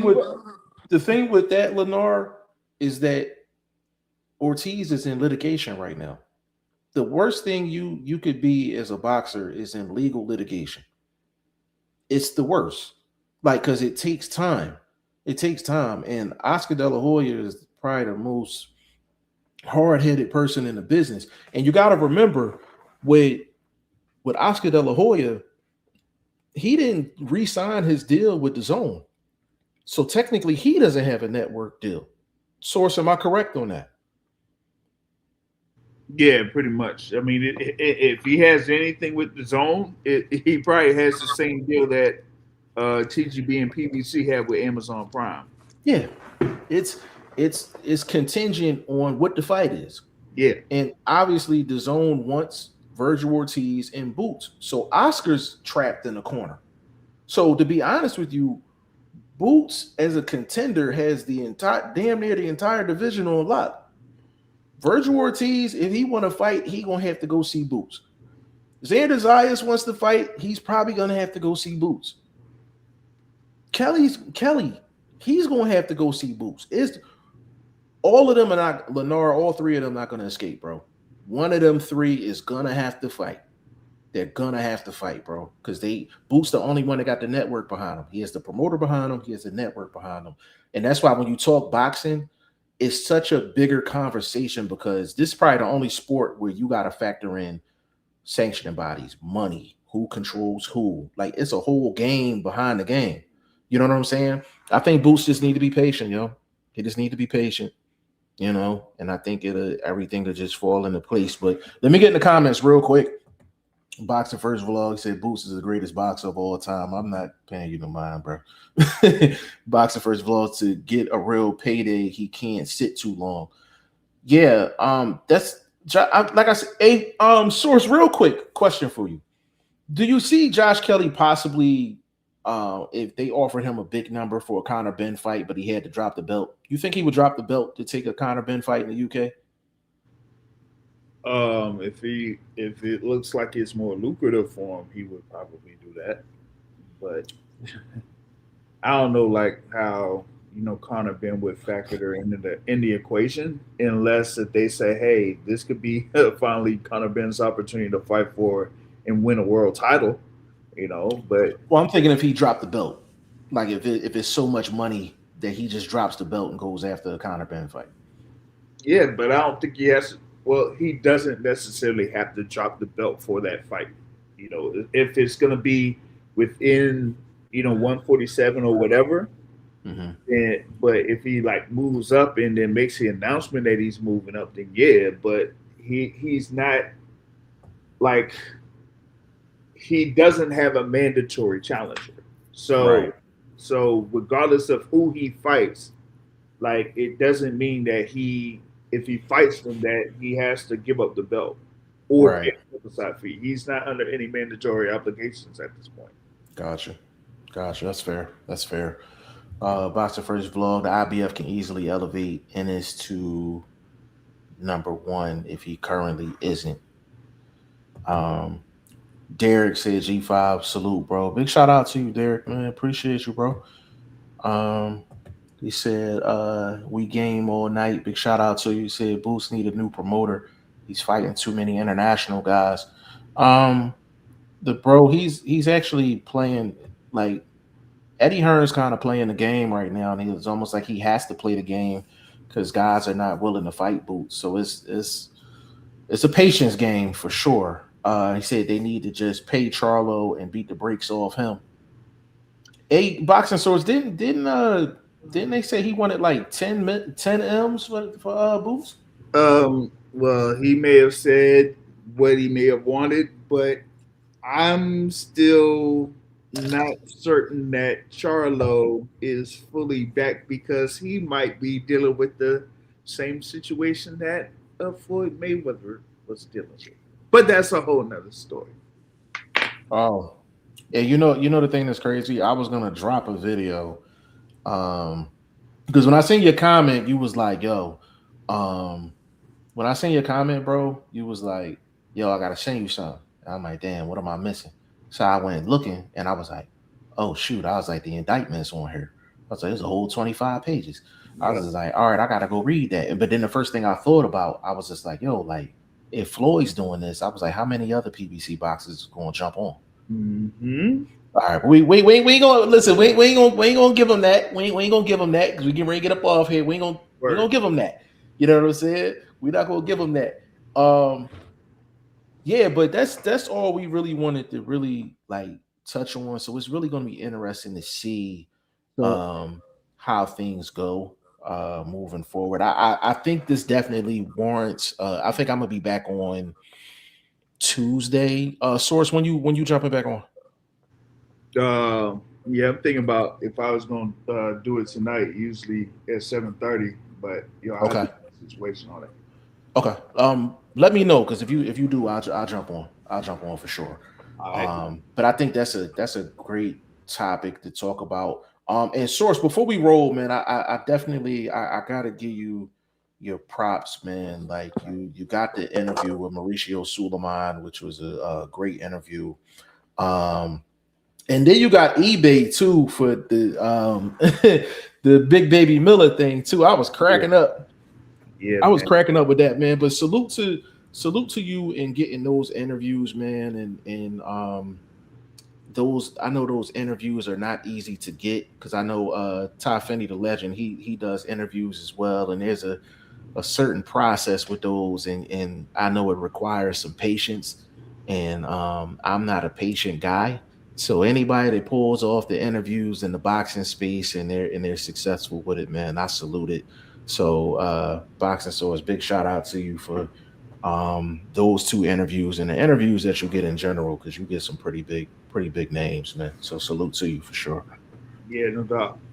Yeah. And yo, and what I'm gonna do is I'm gonna also I'm gonna get the links for your interviews too. I'm gonna post them joints too because they need people need to listen to them interviews because they was especially the Mauricio Suleiman one. Like they need to really listen to that because whenever he speaks, I take close attention to what he says, but I also pay attention to it because I apply it to the actual rules that the WBC has. Yeah, yeah, yeah, exactly. Because you know.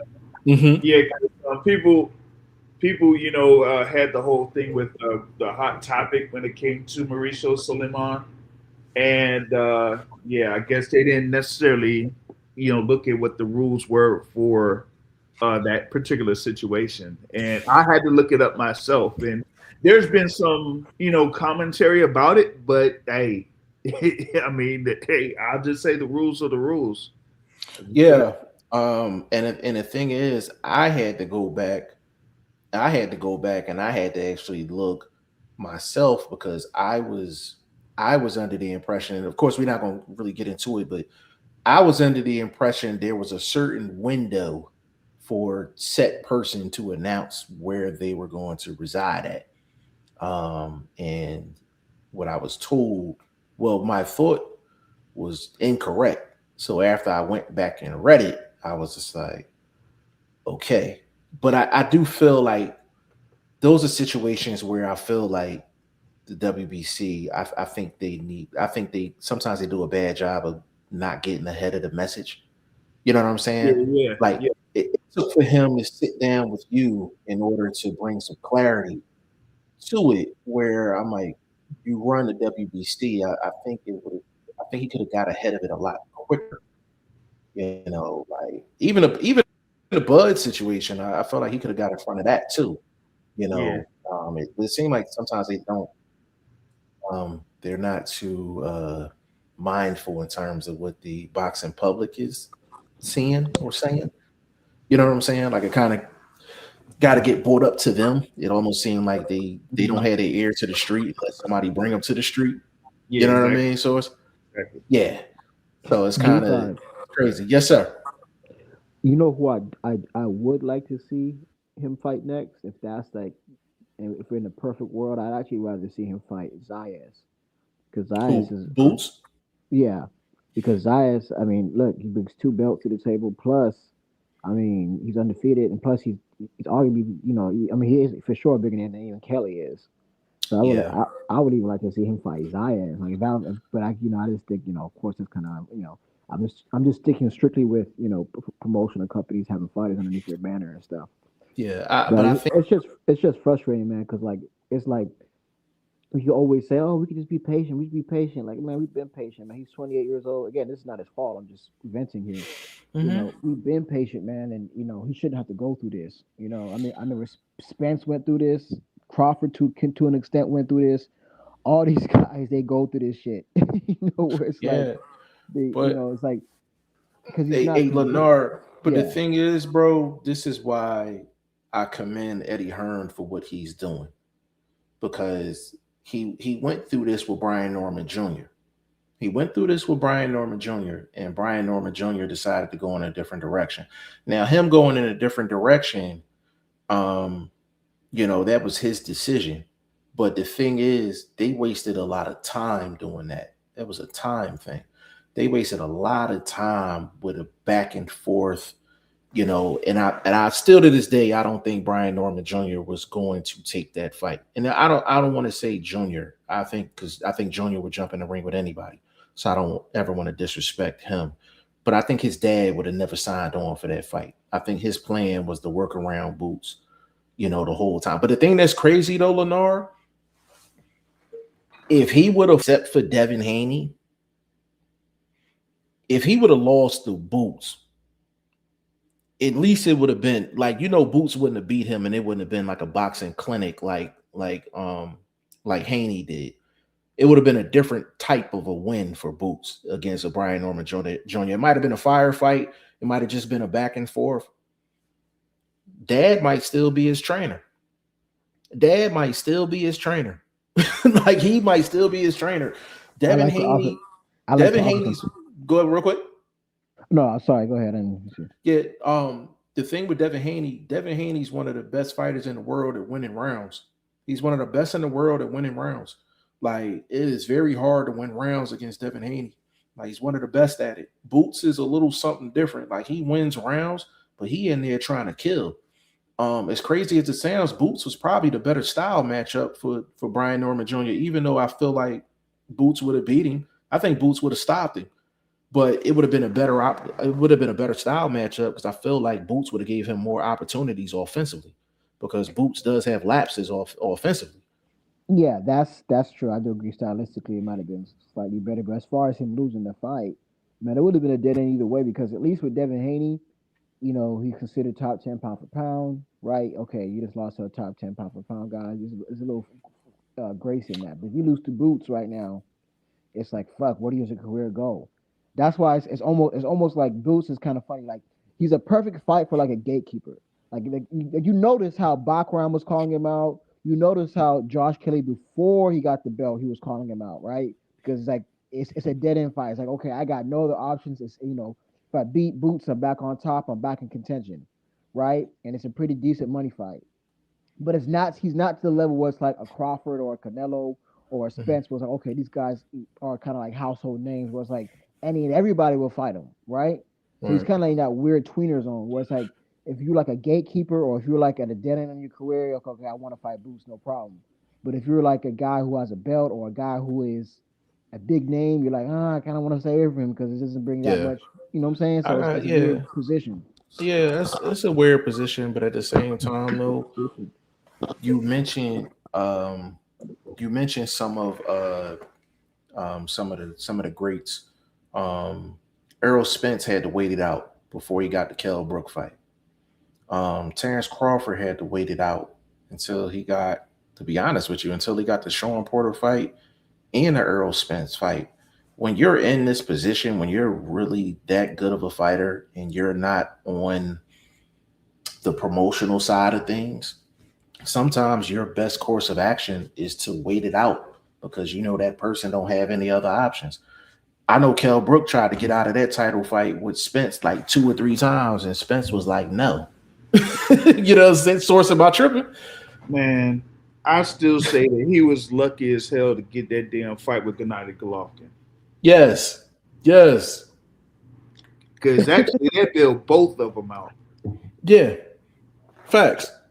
100% facts. And that's why I'm like, with Boots, even if you're a Boots fan, the best thing you can do is be patient, because I'm like, Eddie Hearn has put him in the best position to get a title fight at 154 pounds. And I think it's amazing that he's actually done this, because Oscar De La Hoya has dragged out this Virgil Ortiz situation. And that's why Oscar De La Hoya is in the situation he's in now, to where he really doesn't have any options. Like he really doesn't have any options. Like he could get out of the situation, but he won't have Virgil Ortiz as a client, and he won't have the zone as a network. So what do you do with the rest of Golden Boy? They're You in know the what I'm saying? same. They're in the same boat as Top Rank right now. Absolutely. A source, real quick before we get off of here. Do you think another network is gonna come into the sport of boxing and actually invest in the sport, or are we looking at the zone and I guess I could say Paramount in a sense. Like, do you see any other network possibly making a run at making a major investment in boxing? No, I think I think a number of spots have already been used. Um, Mm, what is it? Because you've already had CBS, Viacom. You've already had, to a certain extent, Fox. You've already mhm, had NBC Universal. mhm. So all of those network type things have been used up. So all there is now is just something like a, thing there with the Amazon, the Zone, a Netflix, or something like that. Yeah. And it's a thing. It's a difference between having a contract with a promotional company and actually making an investment in a sport. It's two completely different things. If you look at it, that Amazon PBC contract, that's a prime example. But yeah, we got boxing's busy right now, man. Boxing is extremely busy. Um, great fights so far this year. Um, But there- G5, if I'm a network, why would I try to invest into a sport where it's so fragmented? You got so many different people in the pot. You got promotional companies, you got belts, you got all these things in the pot.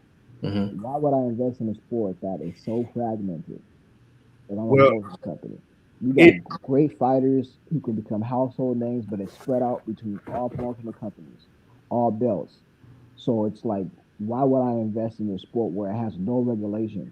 And unless the government steps in to try to dissolve some of these either belt companies and or to actually dissolve some of these promotional companies and make it under one banner, we're going to continue to go through this. Source, go ahead, bro. now, the thing with the networks, kind of, going through it and then like they basically ran its course Mhm. is because they're kind of like based within just U.S. When you have something like a DAZN or Netflix or Amazon, you're kind of like dealing with the worldwide market. Mhm. So, like for DAZN, for example, they could invest in something, but that's only because they're doing it from a worldwide perspective. Mhm. And whatever they kind of like put their money in, actually, boxing is like the least that they invest in when it comes to sports worldwide. And it's just like a drop in the bucket. But if it's something like a CBS or like a NBC, like they have to really put in something within their budget within the country, so to speak, or else it's like they they know that they ain't getting the returns at this point. That's what happened with HBO. That's what eventually ended up happening with Showtime. They basically said, "Hey, we're not getting enough returns to this in comparison to having like a show that could be within that same time slot and get more people to either watch or to subscribe to their network." So they just Mhm. all together. Yeah, Yeah, that's a great point.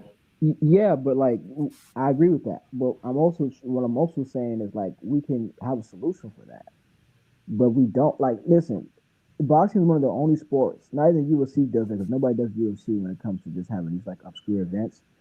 Like you could have G5 fighting fucking Snoop Dogg, and that'll make millions just because people want to see Snoop Dogg fight a random person, right? And that'll bring a return and be a big pay-per-view event. Meaning Jake Paul fighting Mike Tyson, or you're gonna have an influencer come in or a celebrity come in, and people will pay millions. It'll bring in millions of dollars, Mhm. right? Boxing is one of the only sports you can do that. Like you don't see Snoop Dogg having a soccer match against another random person and it bringing millions of dollars like that. Nobody cares about that shit.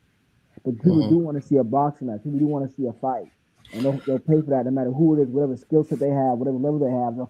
They'll pay for that, Yeah. right? So that's why I'm like, okay, like this sport can compete with any sport. It can compete with even soccer because boxing is one of the only sports that's global that can actually you can put on a single event, like I said, and you're gonna have a if it's just a name in there, people are curious to see it, right? Mhm. So it's like this sport can just compete. Like I said, Muhammad Ali was bringing had a billion to 2 billion people in when he was fighting in his prime in the Mhm. 80s and 70s, Right. right? And that's what just Muhammad. Imagine you have two Muhammad Ali's talking shit to each other, right? I'm just giving an example here. I know that's an extreme, but that's what I'm Right. trying to say. Like these people don't know like how lucrative this could be, but it's just because it's so fragmented that this is why we don't.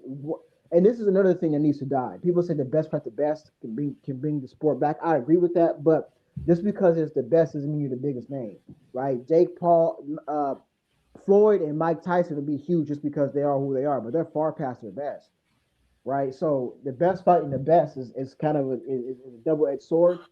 But my point is simply this to end to land my plane.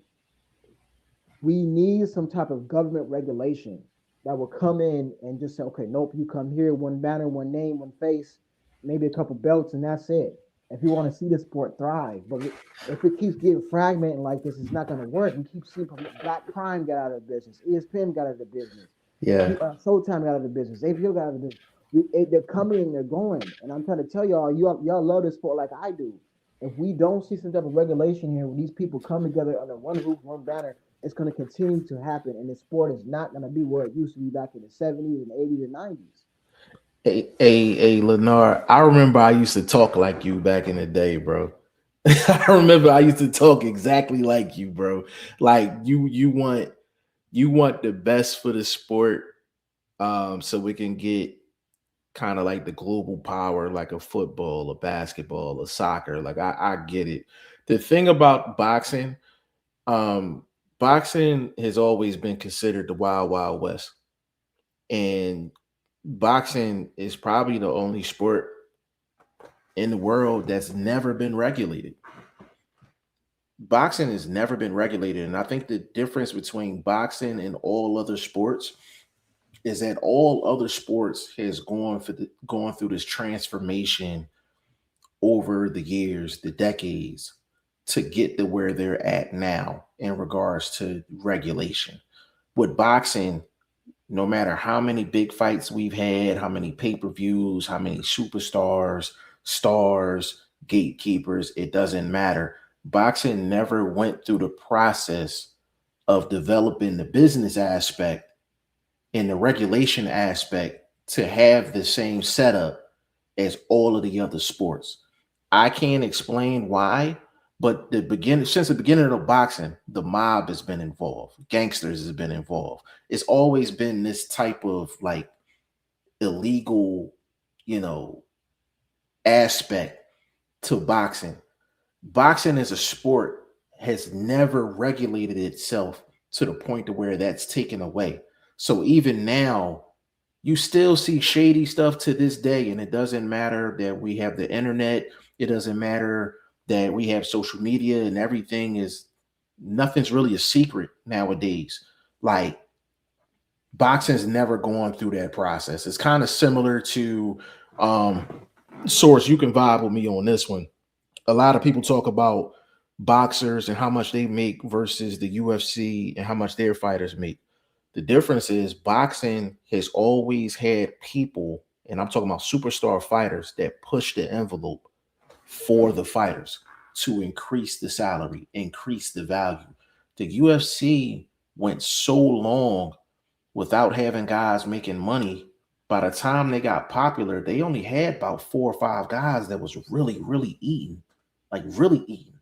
I mean, you talk outside of Conor McGregor, John Jones, and maybe 2 or 3 other people, it wasn't nobody eating like that. Nobody pushed the envelope. But I don't expect for boxing to push the envelope to get to one face, one sound, one commission, like all of the other sports. Like shit, people wanted Al Heyman to be the face of the sport, but you see what's happening now. But we know what happened without Heyman. You're right, but my point is that at one point people wanted Al Heyman to be the face of the sport.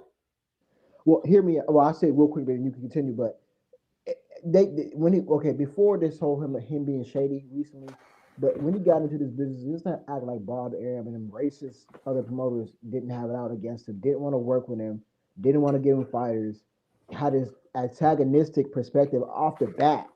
Didn't even want to work with the dude. Yet he promoted the biggest star in the last 30 years in Floyd Mayweather Jr. But yet Hey, they didn't want to work with him. But go ahead. hey, Lennar, here's the thing though, bro.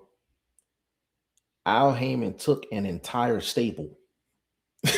He took an entire stable. That's why I'm not upset about what's going on, because I'm like, when you do dirty business, when you do nasty business, it comes back. It comes back. That's like if I had, let's just say I had $100,000, right? And let's say Vlog, for example, I got $100,000 and I got it sitting in a bag in a corner. And let's just say Vlog grabs the bag or whatever, he got the 100 grand. You know what I'm saying? And I'll be like, hey, that was my 100 grand. And Vlog be like, well, ain't nobody claiming it. It was kind of just sitting here. So, I just went on and took it. The same thing happened with Oscar De La Hoya and Golden Boy Promotions. Like, I don't want to dig too deep into it, but that's the same thing that happened with Oscar De La Hoya and Golden Boy Promotions. Like, he took the entire operation. Because Oscar De La Hoya's situation wasn't tight contractually. Like, he literally sabotaged and took over that whole situation, which led to HBO getting shut down, which led to Showtime getting shut down. You know how many bridges Al Heyman done burnt down with that type of business? That's what I'm saying. That's why it's difficult to have one person, one sound when the whole sport. How did he take fighters when fighters decide to walk willingly over there? That's not taking anything. But that's dirty. It's dirty business though. That was Oscar's people, and he found a loophole and took them. That's what happened. Just like that's what happened, bro. That's what happened.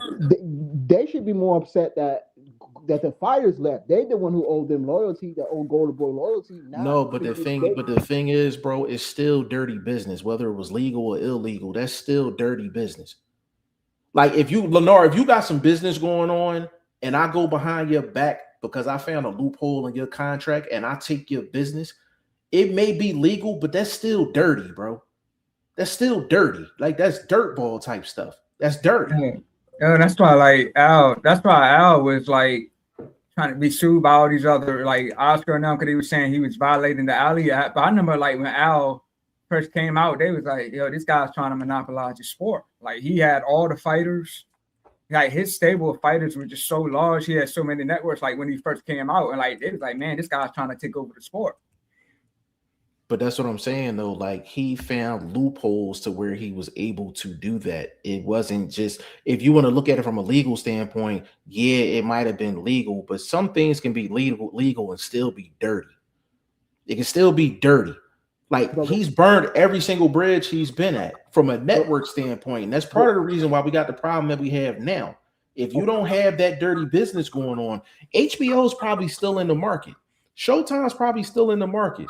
Who else? Source, who else am I forgetting? Spike had a contract, right? NBC, Bounce. NBC, Bounce. How many networks, bro? Yeah, CBS, had the whole CBS. thing. So Lennar, I get what you're saying, bro, but he's been doing dirty business for a very, very long time, even though it might be legal by law perspective. I'm not even saying okay, but what I'm saying is this: those fighters had their choice to stay or walk away. They chose to walk away to something they perceived to be better. What's wrong with that? I'm not saying it was perfect. I'm not saying that Al Heyman hasn't done, but they've all done shady shit. People were complaining about Oscar De La Hoya and Bob Arum for years. Bob Arum was on camera saying, on record of saying, sometimes I lie, sometimes I tell the truth. Mm-hmm. No, and I'm with you. Why are you all doggy piling on Al Heyman? Al Heyman, it's like me and you. We go in business, and we promote our business, and we say, okay, this is why we're better than the competition. Come to us. Mm-hmm. Why are we not getting on the fighters too? If anything, like I said, they owe their loyalty to Bob Arum, not They're the that's I mean Oscar De La Well, Hoya. He's the well, one who at took you that down. particular time, bro, the people you gotta look at it this way. Sometimes you could be in a position where you really ain't got no choice. So let's just say let's take your logic, right?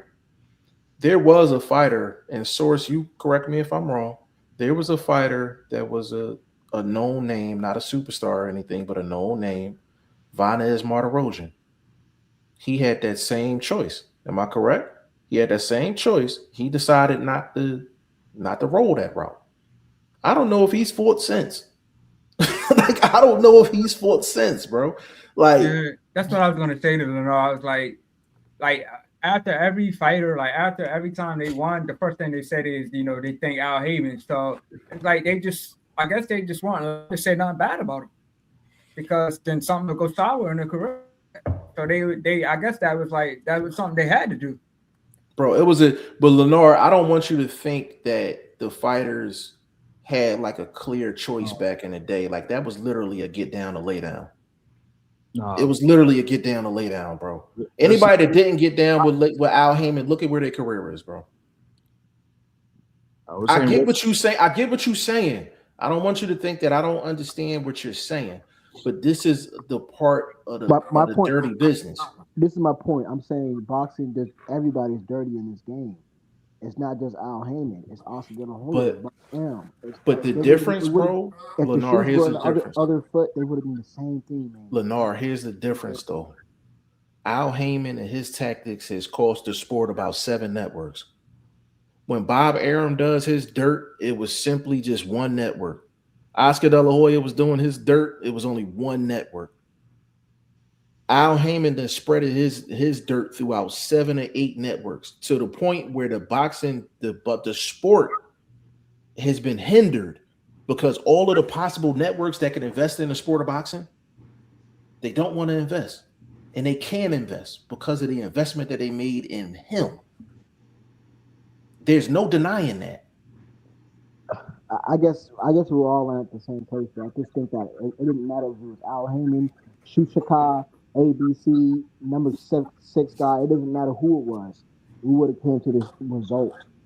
I know he's an easy guy to point out because it physically happened in front of your eyes.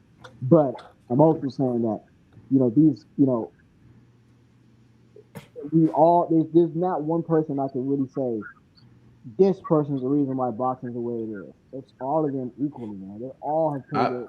See, that's where Lennar. That's where I disagree. I don't think it's equal because you need it with boxing. You need networks. You need networks. You need people to invest in the sport of boxing.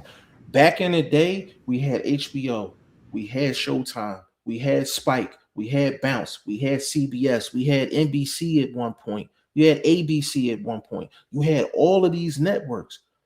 None of them are around, bro. None of them are around. Bob Arum's not the reason why Showtime not in business.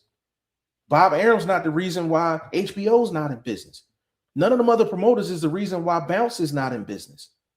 I'm not saying that they're all criminals in a sense, but there's a person that committed a lot more crimes than the other ones. That's the only point I'm trying to make, bro. They all criminals. Yeah, man, I don't know. He done committed a lot more crimes. Straight up. Okay, but I'm saying if we basing this off of, I guess what I'm trying to say is like diminishing returns, right? Right. If we look at, they all should get put to death. That's my mindset is. They all committed enough crimes. I hate all of it, bro. I hate all of it. But we love a sport. They all committed enough crimes. They all should be put to death. That's we love, bro. We love a sport that's dirty. Like I don't believe there's one clean promoter. I don't believe there's one clean promoter, bro. But you know, it's like saying I don't want to say his name because but it's like saying the guy who has the mustache in Germany back in the day who did all those atrocities. If you compare him to Al Heyman versus somebody who killed 16 people, like does it really matter at that point? They all should be put to death. I wish under perfect circumstances, I wish the sport was clean. But there's not one promoter in the history of boxing that was clean. Like it's just the way it is, bro. Like all promoters got a little bit of dirt on them, and they've all done dirt. And none of them play fair. None of them play fair. So if you want to look at it from that aspect, Like that's one of them things. Like we're in love with a sport that's dirty. Like Yo, when you really look at it, we in love with a sport that's dirty. yo, and five to cap that off, like I told you, me and Owen talk every day. Like Owen tell me some like bad stuff about Don. Like Owen said, like he's in it for the millions. Mm-hmm. So, yeah, so Yeah, that's what I'm saying. Like, so it's like, so Lennar just, I didn't even bring Don King into the equation. I didn't even bring Don King into the equation. You understand what I'm saying? Like, so it's like, it's enough to go around. It's enough to go around, but some people do it a little bigger than others. You know what I'm saying? And that's the only point I'm trying to make. But, we all want a clean and fair sport, but it's just boxing. You just not going to get it. Like, you just not going to get it. That's why we get this nonsense we got going on. For sure. Yeah. Yeah. Well, you see my. You know what? I'll say this. I know you got to go, but this is my quick plan. This is what I would do, and that's not going to happen. But this is how you would clean the sport up. You would probably get the top three biggest countries in the sport: U.S., Mexico, and the UK.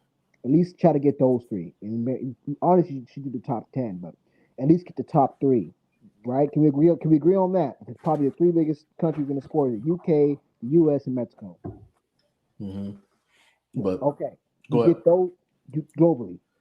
You get those guys to all come into agreement in there and make it either they. I don't know if they do a business deal between the government or whatever they do, but they do something where it's under one face, one name, whatever. And they either they absorb all the belts, make it one belt, or just make a couple of belts and keep the belts the same. And they do it like that. That's how they do it, right? So, because remember, FIFA, I believe FIFA has multiple clubs around the world, right? I don't really Mm-hmm. follow soccer too much. You guys follow soccer? Yeah. So I believe I don't know, but who is I don't know. Is it one country that owns that, or is it multiple countries that have a stake into it? That's a good question. I'm not 100% sure That about I that. don't know, so I can't Yeah. speak. But whatever it is you get the governments to step up, the biggest governments in the sport to step up, and they all have one name, one face, all that, all same regulation, and then we can make some type of streamline this process. Then we can. That's how we get it. Hey, Lennar, you know the one problem with that, bro? What? They got to be government regulated. There's nobody nastier than politics and government. There's nobody shadier than politics and government, bro. Because It if ain't not, happening. if not G5, you and me can call it G5 and Lennar Promotions, and we can make a business and we make our own. You know Hey, what I'm saying? bro, listen, me, you, Ty Finney, the legend, and the boxing source can go to a state and go fill out some paperwork and start a promotional company tomorrow. Source, am I lying? You could start a whole organization Right now. do that right now. Right Like now. I've been talking with folks that said that they would do an organization like the WBC or WBA or whatever. I mean, it's not like you have these smaller organizations that put money together and come up with the belt, come up with a ranking system. So Mm-hmm. you could do the same thing. Exactly, and that's what I'm Anybody saying. can That's the do it. problem. That's the exact problem we have. That's the I problem. agree. But that's the thing though. The government is not regulating it because they really can't. To be honest with you, they can. If they were able to regulate it, it would have been regulated already. Well, But they that's why they could. call boxing the wild wild west, though. They could, but they legally could. Can get laws passed, but they're not going to do it. I know what you're saying. Yeah, That's but happening. even if they did that, bro, you still got to consider the UK. You still got to consider China, Japan. Like, you understand what I'm saying? Like, it's a global sport, like For across the sure, and that's what board. I'm So saying. that's what makes it. Follow the model they did with soccer, right? Making it go and do something similar to that. I mean, it just seems like they don't want to, bro. We've been wanting this for God since we've been born. You know what I mean? It's just, you know, they just don't want to do it. So it's just like some of this stuff we gotta deal with. But the best thing we can do as boxing fans and pundits is really bring a lot of these things to light. And that's really like the best thing we can do. So it's like you got to tune into, Ty Finney, the legend, when he's doing his interviews and things like that. You got to tune in the boxing source, one of the most knowledgeable people out here. So you got to get as much game as you possibly can and actually put a lot of this information out in the atmosphere and just let it land where it need to land. But it's just something that just I don't see it ever happening as much as we want it to happen. But Yeah, You man. know, You know what, G5, let's just join the party. We're gonna call Lennar and G5 Promotions tomorrow. We're gonna go to a local hey, boxing gym, get a fighter we think is good, and just have to promote the shit out of it. I, And we're gonna you get know the that. thing that's funny, bro. You know the thing that's funny, bro. I've had a couple fighters ask me to manage them. There's no bullshit. You understand what I'm saying? Like, so it's just like, but that's why it's considered the wild wild west. But that's kind of why we love it too, because it's always something to talk about. Whether it cannot be a fight for 2 months, and boxing source and I will have 2 months worth of stuff to talk about, and a Yeah, the fight drama. not I said happen. the drama. And That's like, why I said the drama is kind of good at the same time because like you drama Yeah, and for talk, sure. you can talk about yeah, it. You know, Go it ahead, is. legend. yeah. Before we jump on, I want to say something to Lenore. Like, I've interviewed fighters, bro, that like they said like when they fly to these other fighters' hometowns, like in other countries, that like everything get changed at the last minute, so they got everything against them. They got the referee against them. So I interviewed guys who said like when they got knocked down, they just stay down because it was like it's no reason for me to get up because I know I'm gonna lose anyway. So they just stay down, not because they were hurt, because they knew everything was against them. So it's like it's a lot of shady stuff, man, behind the It's, scenes in the sport, man. yeah, it's nasty, bro. But we gonna end it right there, man. We are way over two hours and 11 minutes. Goddamn marathon and shit. A source, man. We appreciate you stopping through, man. Give them your social media and all that good stuff, brother. Yeah, just look up the boxing source on all social media. That's all you got to do. Yes, sir. Yes, sir. Big shout out to the boxing source. Ty Finney, the legend, man. Giving you social media and all that good stuff. Yes, sir, man. Facebook, Todd Finney, podcast in this corner, man. Like I said, just did the 36 interview, man. So like, tune in and watch that. And like I said, I'm gonna keep pushing, man, trying to get to 40. Yes, sir. Yes, sir. Hey, Leonard, man, big shout out to you, bro. We back on Tuesday. If you want to jump on, I'll get at you on the IG. We get wrap. All right, man. Appreciate it. No problem, man. This was episode 19 of Throw the Hook podcast, man. On behalf of the Boxing Source, Ty Finney, the legend, everybody favorite OG Boxing First Vlog, and your boy G5 Jeff TV, man. We're gonna see y'all on Tuesday, and that's what it is, man. We're gonna see y'all Tuesday, man. Appreciate y'all. Peace. All right.